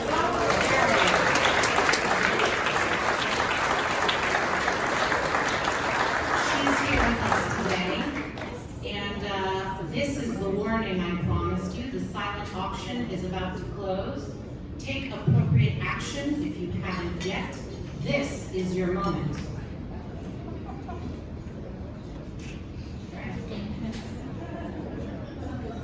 Now I have the tremendous pleasure of introducing Professor Jeffrey Wills.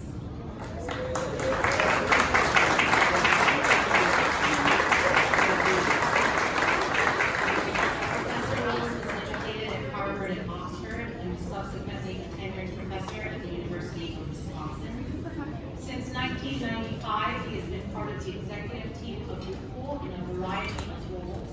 As Vice Rector for Finance and IT and Campus Development, as a member of the Senate, which is UCU's Board of Trustees, as Director of Strategic Planning, and as President of what is now the UCU Foundation. A beloved and brilliant administrator and strategist, Professor Wills played a key role in shaping UCU both academically and quite literally, conceiving and planning the campus and residence halls in the style of the West, this being a major innovation for an educational institution in Eastern Europe in the post-Soviet years. Professor Wills has also founded various volunteer and leadership organizations for Ukrainian youth. He has spent most of the past year in Lviv, helping work with its partners to face the challenges of wartime realities. He has been on scouting trips around the country to Bucha, Irpin, Chernihiv, and other sites to evaluate building projects appropriate for volunteer reconstruction work. I'm quite eager to hear what Professor Wills has to share with us about UCU's recent activity. Thank you for being with us today.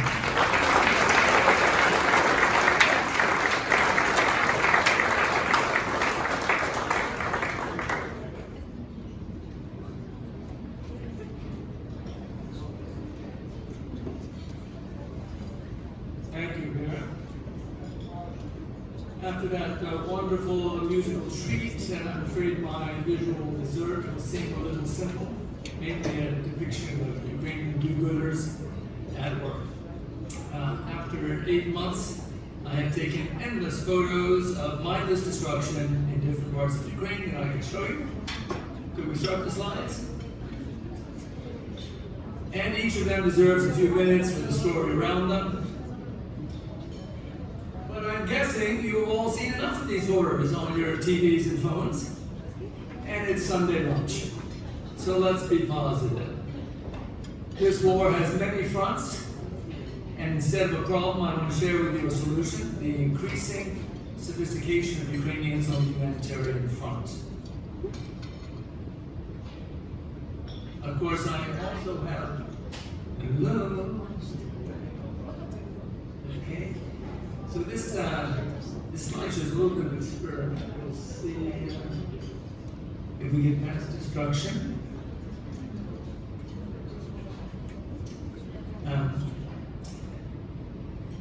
And of course,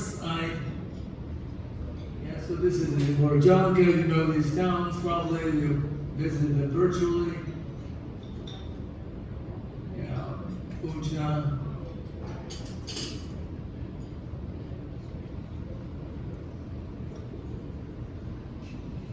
This is a school building. And of course, I also have endless photos of wartime UCU, like the ones you saw in the video.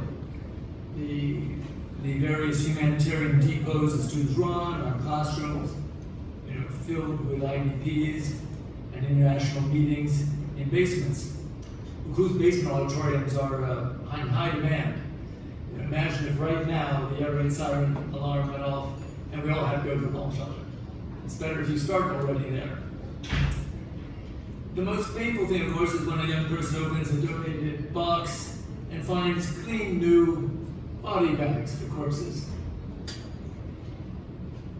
UCU's buildings have always been a resource for other organizations and youth groups, but now our classrooms and dormitories have become bases for medical training and Irish ambulances and tourniquet testing labs. But I'm guessing you're all on the UCU mailing list and you're up to date on that too. So instead, I want to show you about 100 photographs. Sorry, you know who it is. Of what UCU's graduates and partners are doing outside the UCU complex. Perhaps you know this network of organizations helping each other is called civil society. And by supporting UCU, you are indirectly supporting dozens of organizations around Ukraine, One for All, and All for One. Can we? Well, here's this is a conference with Kiev Mohila about the future of Ukraine. This is part of our challenge, is trying to do planning for the future when everyone says to you from the international side, well, we'll just wait till things quiet down and peace and then we'll give you some funding.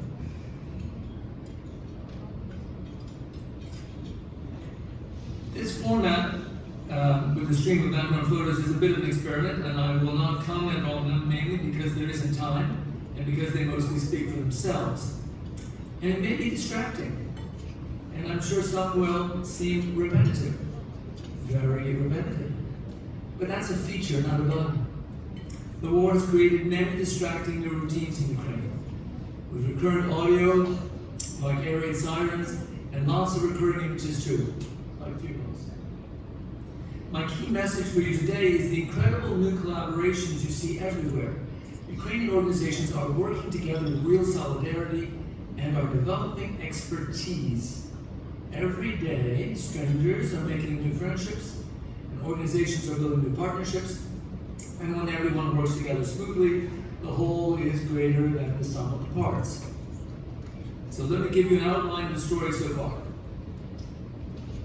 The first week of the invasion was the first stress test for Ukrainians on the home front. What would they do? Freeze, fight, or flight. It was a test of character, and we know that all the Ukrainians individually and collectively around the world got to work the first day and passed with 5-star resilience. Congratulations to you too. Soon, like the beginning of every crisis, everyone was doing everything. But everyone doing everything is not really efficient. So quickly organizations started to focus and specialize. You provide meals for IDPs, I provide evacuation, transport, and housing, somebody else does fundraising, or provides psychological counseling. This was a test of adaptation, whether organizations could pivot and evolve. And once again, Ukrainians passed with 5-star flexibility. Then came the difficult test of professionalization. Inside each specialized area, medical, logistics, whatever, we got to see who is effective. One of UCU's closest partners is the Ukrainian Education Platform, a large nonprofit run by UCU graduates. And across the country, it has over 50 plus partners with whom it runs 20 full-time centers distributing aid and providing community services. And this war has been a controlled experiment in which these partner organizations have basically faced similar challenges, and we've had a chance to see which are most effective and innovative. But the war will not stop soon, and its social consequences keep getting more horrific. So the current test for the professional parts of civil society is how to scale up, both in size and commitment for the long haul. In short, this is a test of capacity building in the nonprofit sector. Partly this requires increasing international partnerships, and yes, it requires fundraising. But you also need to know how to use those resources in a smart way. At UCU, we often ask ourselves the strategic question about everything: how can a small university have big impact. And this is now a question for all of Ukraine. How can you win despite your size? And the strategic answers, you know, are one, operate with a network of strong partners, and two, be smart and efficient with your limited resources. The Ukrainian army has used those two approaches of partnership and efficiency well, and Ukrainian civil society is doing that too. So this increased capacity and competence of nonprofits has implications for the future of Ukraine after victory. Nationally, the government's focus is on armed forces, security, energy, and international relations. With a reduced government budget in many sectors, the expanded civil society will have to play a larger role in taking care of many social needs. And it now has the experience to sometimes, maybe often, do it better than the Ukrainian government. Likewise, the business community is shifting to the new wartime economy and has become a natural service partner for many of the large international aid organizations. I know, and you know, that if Ukraine has the resources, it will win this war. And I'm not going to ask you for resources, because I'm sure you already mortgaged your summer homes and sent the money to accrue for scholarships. But there's still a lot of money left in this country and in this city. And this is going to be a long war. So we all need to be not just proud of Ukraine, but also articulate in telling our friends the story of why Ukraine is a good investment, both now and in the years after victory. My goal this afternoon has been to help you explain to others that Ukrainian civil society in 2022 is professional, efficient, and working as a team. Of course, things could be better, as they could be in every country. But Ukrainian civil society is not what it was a year ago, much less a decade ago. We have greatly increased our capacity, our networks, and our know-how. It is estimated that reconstructing all destroyed buildings in Ukraine will take a decade. But Ukraine is not waiting. Now is the time to invest and the time to rebuild a better country. And let me encourage you to invite your friends to come to Ukraine in 2023.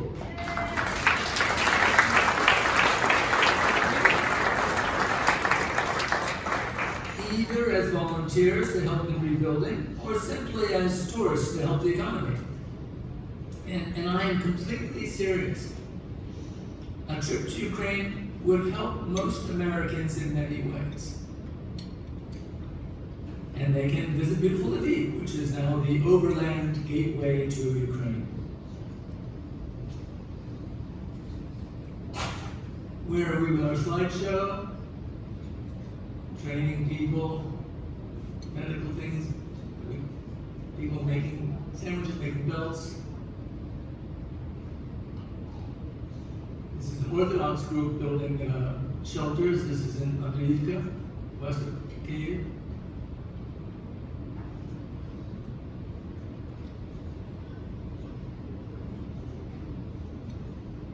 Some more of these are Polish. The Polish government has provided these little container towns. Many places around the country you'll see it. This is outside of Kyiv with World Central Kitchens donating food to different places, maternity centers. This is planning for a midwife who comes on midwife at home because you can't get to hospitals. And now this is a group of graduates in Zaporizhia doing tremendous work. This is delivering some of the stuff behind lines, working with a Protestant pastor there.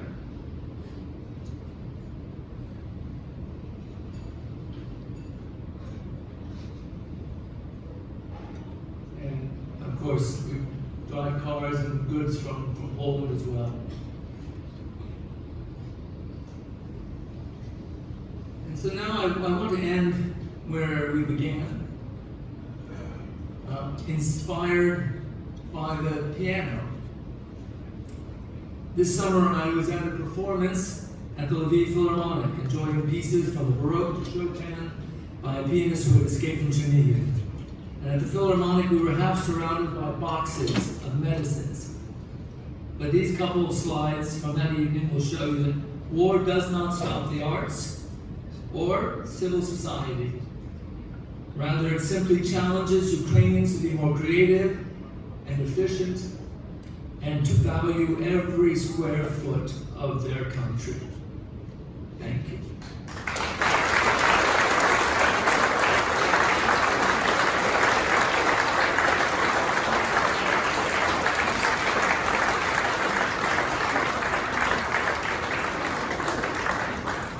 Absolutely fantastic. Thank you. It's so good to come away from a luncheon like this with a mission that goes beyond writing checks, as important as that is. Thank you for the task that you've assigned us.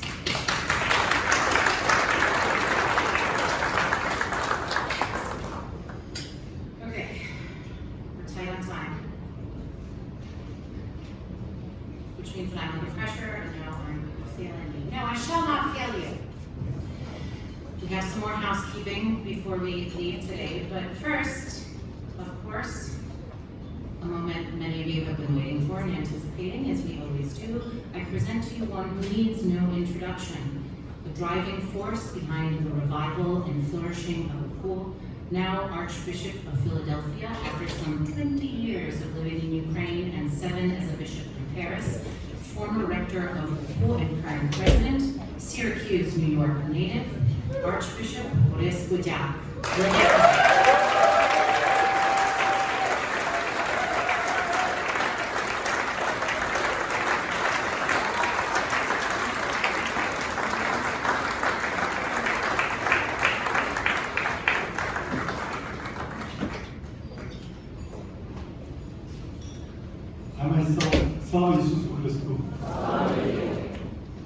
I myself didn't realize it's 19 years already. 19 years, it's quite a tradition. How many of you have been here more than 10 times at the banquet? Could you raise your hands? Thank you for that. Thank you for that. There's very few that were here all 19 times, and there's very few of that generation that got this going.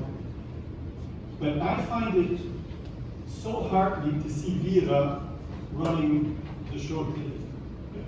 Vera is in the 3rd generation of this banquet. Her mother is here, along Mrs. Slivotska, along with Adrian, some of our most generous benefactors. And it's only 2 years ago when we did farewell to your grandmother, and before that to your grandfather, who represent that greatest generation that came here with nothing. Slivotskis came, I think it was with like 1 Canadian silver dollar or something like that. Correct me if I'm wrong. Yeah, this was Stefan and Vladimir Slivotska, who worked in a candy factory when I was here in New York. So I welcome all of you that come to this banquet. Now I want to ask, who is at this banquet for the first time? Could you raise your hand? I welcome you.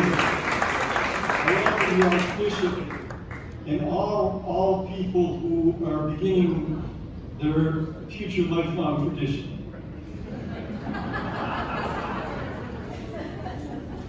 I met this young man, this doctor from New York today. He's here for the first time. DJ, what can you tell me about this banquet? It's been fantastic. Very open. It's been fantastic to see a celebration and so much, joy. And I think a lot of what's going on in the world is not happening. It's kind of stand up. Can you show your shirt to everybody?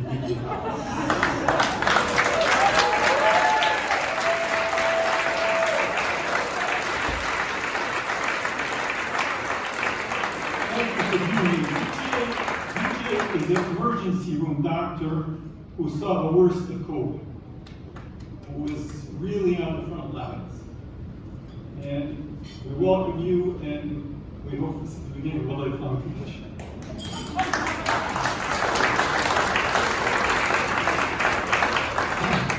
People at this table have been, you might have been at every banquet, huh? I think so. Thank you for that. Thank you for that. Now, since we've had many banquets, and since I've spoken at so many, I want to go a little bit deep today. What are the two letters that signify whose identity? Those of you that have been at many banquets should know. Anybody, you know, what are the two letters? It's a quiz. Okay, what about a UCU staff person? Ola, what are the two letters? The two M's, the two M's. And when I used to say that, you know, some people would squirm because the first M is martyrs. Joseph Stiglitz, our founder, was a living martyr. The church that preserved the faith, it was the biggest organization of opposition to the Soviet Union was a martyr church. Our church was illegal for 2 generations, completely illegal. And we as a university took them as the teachers for us for the future. And I would tell this to students, that you can learn for the people who are willing to give their lives. Because sometimes you have to do it. Sometimes that becomes necessary. And so we have this young man here. Thank God he's alive, 20 years old, from Odessa. He's literally given an hour to live. And there's a whole series of UCU students who have given their lives. Can you show them?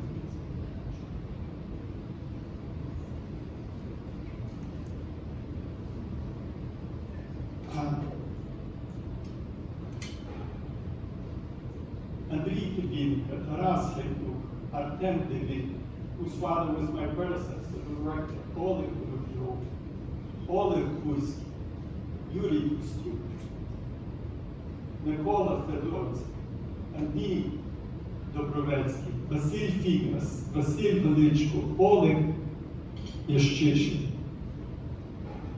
and Vladimir Vodolov. The top row is our students. The lower row, actually, they're actually mixed, but half of them are students, or graduates, rather. Students and graduates, and others are brothers and fathers. They're not among us in body. Part of this young man's body is not here. But thanks to these women who revived soldiers of Ukraine, he's going to walk, he's going to work, and I hope you will have a family. Ми надіємося, що ви платите годину і виховуєте тих дітей, які підуть за прикладом вашої вірності, вашої мужності. You know, people were squeamish when I used that word martyr. Students' eyes would glaze over. Until in 2014, in February, one of our faculty gave his life, Bodan Suchanek, one of the heavenly ones. Then it became a little more understandable. I think now the whole world understands. But I want it to sink in that this university was conscious about this in preparing for this from day one. It's not a surprise for us. What's the other letter? It's easy. M, because there's 2 M's, right? It's really easy. What does that stand for? I forgot. Oh, man. How many little evenings did we spend drinking your good wine, talking about this? The other M? Anybody? What's the other end? The marginalized. Being close to the marginalized. That's what Jesus did. Jesus went to the poor, the prostitutes, to those who are rejected, to the crippled, those who are rotting on the street, to the lepers. He brought them to the center of his vision. And from day one, Uku brought to the center of a very ambitious academic school, where today it's very hard to get into, highest SAT scores, 10 candidates for every opening. There's a danger of that zero-sum competitive approach. I win if you lose. I got in because you did not.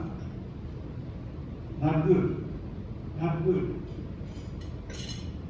But if you put the margins in the middle, if you put people with different mental abilities, in other words, people that have disabilities, in the middle of a university, not because they need your social handout, because they teach you things that are important. They bring you down. David here, who I'm getting to know, and Tanya, their son went blind at the age of 1 for 6 months, totally blind. And then his sight came back, and David said, "This has changed my life. I bawled on the floor for 5 days." It's when we get close to poverty that we understand our gift. And this is what Uku has been all about and what it has been trying to teach. And for me, it is so gratifying to be here 19 years later. Even though many of the Mohicans are no longer with us in this world, Panmekola Hadiu can't be with us in this room, 97 years old. Long years out of this committee. But the true ends are what are motivating the world. It's Ukraine. You know what the word martyr means?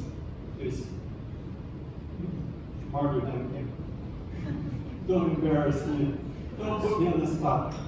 Martyr, both in the Greek and the Latin version, means witness. It's witnessing to the truth. I can lose, I can die, but I'm going to witness. That's what a martyr is. That's what those men that gave their lives did. That is what our dear friend Andriy did.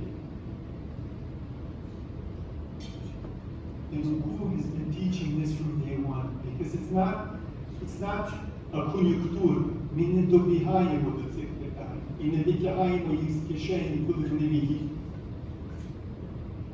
А ми починаємо, коли майже ніхто того не розуміє. Uku has taken this position that was completely unpopular. It was the Soros Foundation and all the Soros programs were not promoting this kind of development based on martyrs and the marginalized. We're going to succeed. We're going to be the best. We're going to be profitable and prosperous. All that has its place. But if you're going to be on the cutting edge, it's good to listen to Jesus and follow his example. Jeffrey Wills has done that. At 38 years old, he retired from a tenured position at the University of Wisconsin. And for the last 25 years, he's worked not only in Ukraine, he just told you about Ukraine, but he works in Africa. He's been to Iraq, helping people. There's nothing better than to help somebody. It changes us. It enriches us. It's the paradox of the spiritual life. If you give, if a seed dies, it gives new life. people are surprised about what is happening in Ukraine. I think many Ukrainians are surprised. But it's really important to understand or try to understand where it comes from. This idea of solidarity. The preeminence of human dignity. This subsidiarity. Can I ask somebody what subsidiarity means? It's very simple but very important context. Anybody want to volunteer? Subsidiarity, it's a little complicated. It basically means trying to make decisions at the lowest possible level. In other words, recognizing the fact that people not at the top can be responsible and should be responsible. Ukraine's success, what Jeffrey painted, where are you, Jeffrey? I can't see where you are. There you are. About civil society is based on these principles. Human dignity, solidarity, subsidiarity, and a fourth one would be the common good. Those are the four pillars of Catholic social doctrine. Now, this might seem like a stretch for you, but go back to 2004 and to the Maidan. How many people were on the Maidan in 2004? Any of you were there? Do you remember where the people were from? 2/3 were from Western Ukraine. The people that manned the Maidan in 2004, the two people that seeded the Maidans of 2013, 2014, were largely, disproportionately, if not in a majority way, people from Western Ukraine. People whose culture was formed by the seeds of Shepherds, who systematically, over 44 years, spoke about Catholic social doctrine in pastoral letters, in simple doses. Not necessarily theoretically in school, but in church, in ways that could be communicated at feasts, Christmas, Easter. And people came to feel, to have in their bones, these basic principles. Ukrainian Catholics are 8% of Ukraine's population. Benefit-full was the #1 moral authority for the country. Many of you knew him. Some of you maybe played volleyball with him at UCU. He was a priest. Grew up here in New York, Stanford, went to Florida. The university that you are supporting, with all its weaknesses, all its limitations, all its failures, strives to live according to the gospel. Where the Lord encourages us to be like the seed, like the yeast, like the salt. You don't have to dominate, you don't have to be big, but you have to be true. The right amount of salt, the right amount of yeast. You can be tiny as a mustard seed.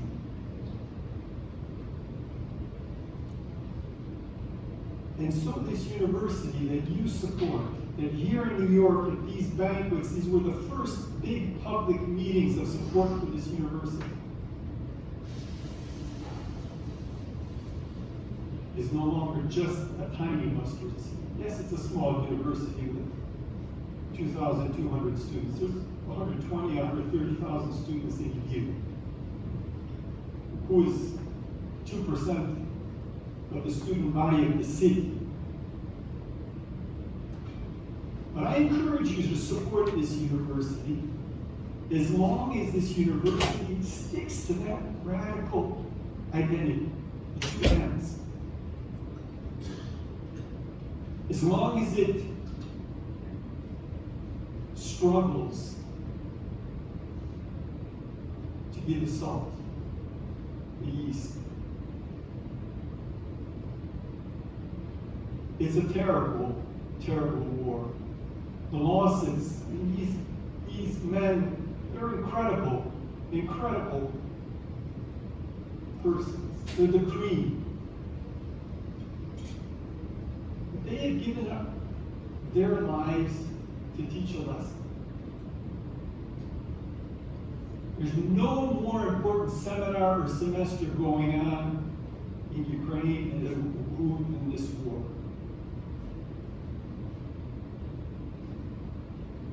Now the teaching moment is going to have to spread. And this is really where it gets, again, paradoxical, again, squeamish. Ukraine will not have peace and justice until Russia is changed. Yes. Russia has to be changed, and it will be changed.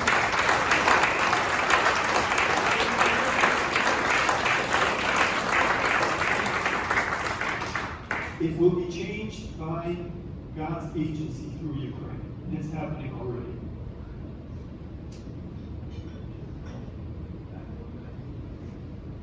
It's not right now a slogan for everybody. But dear brothers and sisters, we have to preserve our hearts. The evil one, the enemy of mankind wants to get into our hearts and wants us to hate, to fear. Putin wants us to fear.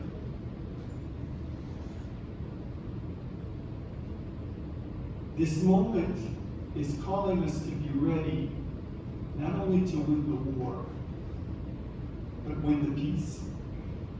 With a pure heart, with loving hearts, with hearts that can build, hearts that can forgive. When I was bishop in Paris, I would take people to Verdun, where on a 10-kilometer front, 2 kilometers deep, in 300 days, 300,000 men were killed, 300,000 died without being found or identified, and 250,000 were maimed. 850,000 casualties in 300 days in the territory in this 1/4 of Manhattan. And a few score kilometers away is Reims, where Adenauer and de Gaulle met for a mass in 1962 and said, we have to do something about the future. This German-Ukrainian, German-French warfare that goes on every generation has to end. And now for the last 80 years it hasn't.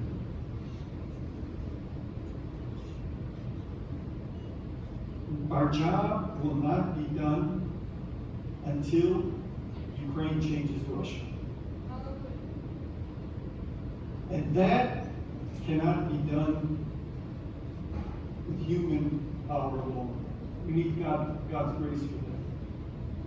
We need to understand the mystery of what the martyrs tell us.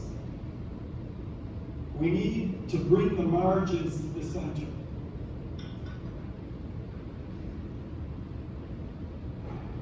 I have no doubt that who's going to be in the avant-garde. We have been assigned hopeless causes time and time again. It looked hopeless 19 years ago when we talked about this university.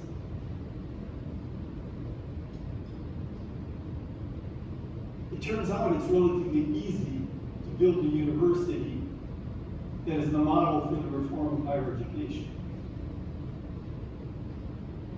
Now we have to build a university that will be a model for geopolitical reform. A reform that has begun. A reform that is destroying the destroyer. But we have to be ready for a future with an even bigger task. Maybe it's too much to say. Maybe it's too much to hear today. 19 years ago, we said things that not too many people could hear. I want to ask you to be big in your heart, to preserve your heart, to really look at what is in your heart, to not let the evil one get in there. Be strong, to be free of fear, to give everything you can to witness like our martyrs do, to reach out to the margins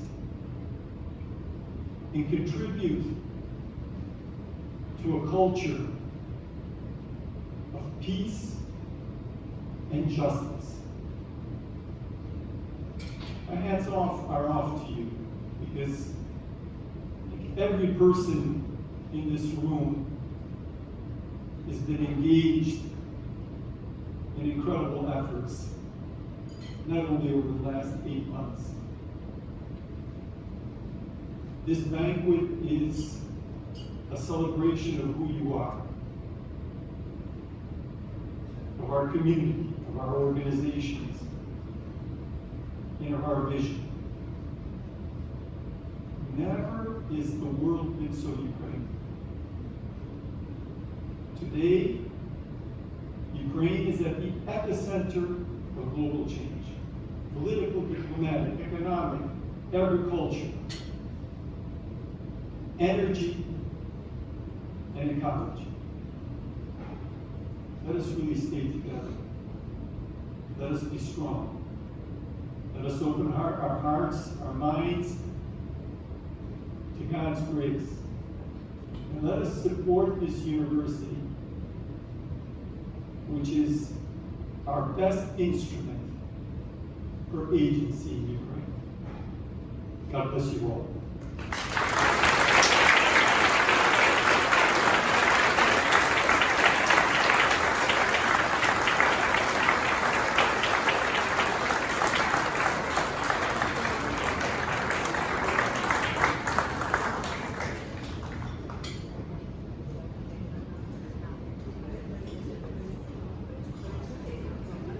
It's always so moving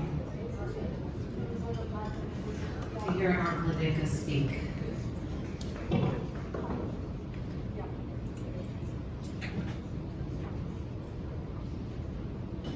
And it really takes some time and space to absorb the power of your words and your thoughts.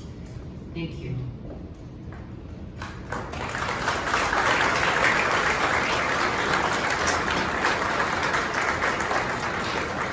I wish we could take a little bit more time now. We will all have to take that time and that space individually to carry Vladika's message with us in our hearts and in our minds. And in the meantime, I give you Olis Kuzma. Thank you so much, Vida. Unfortunately, we're really short of time. I just wanted to thank every one of you who's been here. Thank you, Vladika, for your beautiful call to action and call to generosity.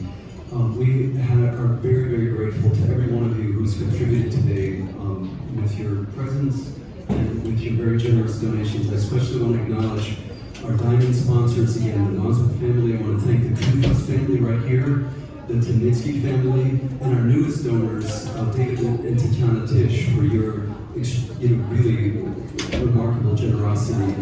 It's such a joy to be with you today.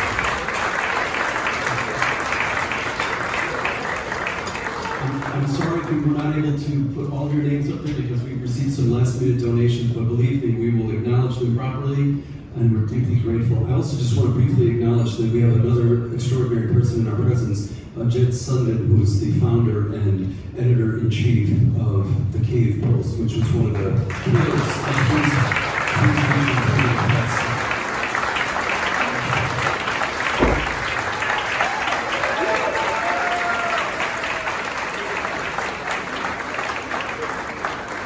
Jed, I wish we had at least 10 minutes to talk about your incredible achievements as the champion of free press in Ukraine.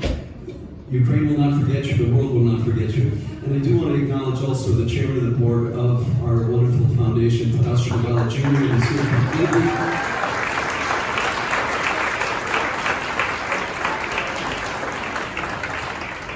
And I want to also acknowledge Maureen Monroe-Smith and George Smith, who are here today for their extraordinary gift in honor of her parents. They've established an endowed scholarship fund in memory of her parents, and we are deeply, deeply grateful for her support. And finally, Maria Dobko, who's one of our star alumni right here, who is now studying at Cornell. We're very, very grateful for your presence today, and please extend our gratitude to your colleagues, your fellow alumni, and students at UCU for their support. You will see that we are painfully close to our goal, which is $320,000. I have a couple of checks here, I'm not sure. It would be awfully wonderful if we could exceed that goal. And I want to invite anybody here who still has the capacity, as Ladika would have said, we need to think big, we need to think bold. Ukraine has now proven its capacity for goodness in the world and its capacity for greatness. And we all need to step up and make sure that Ukraine receives the extraordinary support that it needs in the days and the years ahead. This is not a time to be squeamish. It's not a time to be tight. It's a time to be very open with our gifts and our solidarity with this country. If you're outraged with what you see happening in Ukraine, let your gift be an act of defiance against Putin and an act of love for the people of Ukraine. And let that love not be small, let that love not be limited. So we want to thank each and every one of you. We do have to close tonight. I want to thank all of our volunteers. Can all of our volunteers stand up very quickly?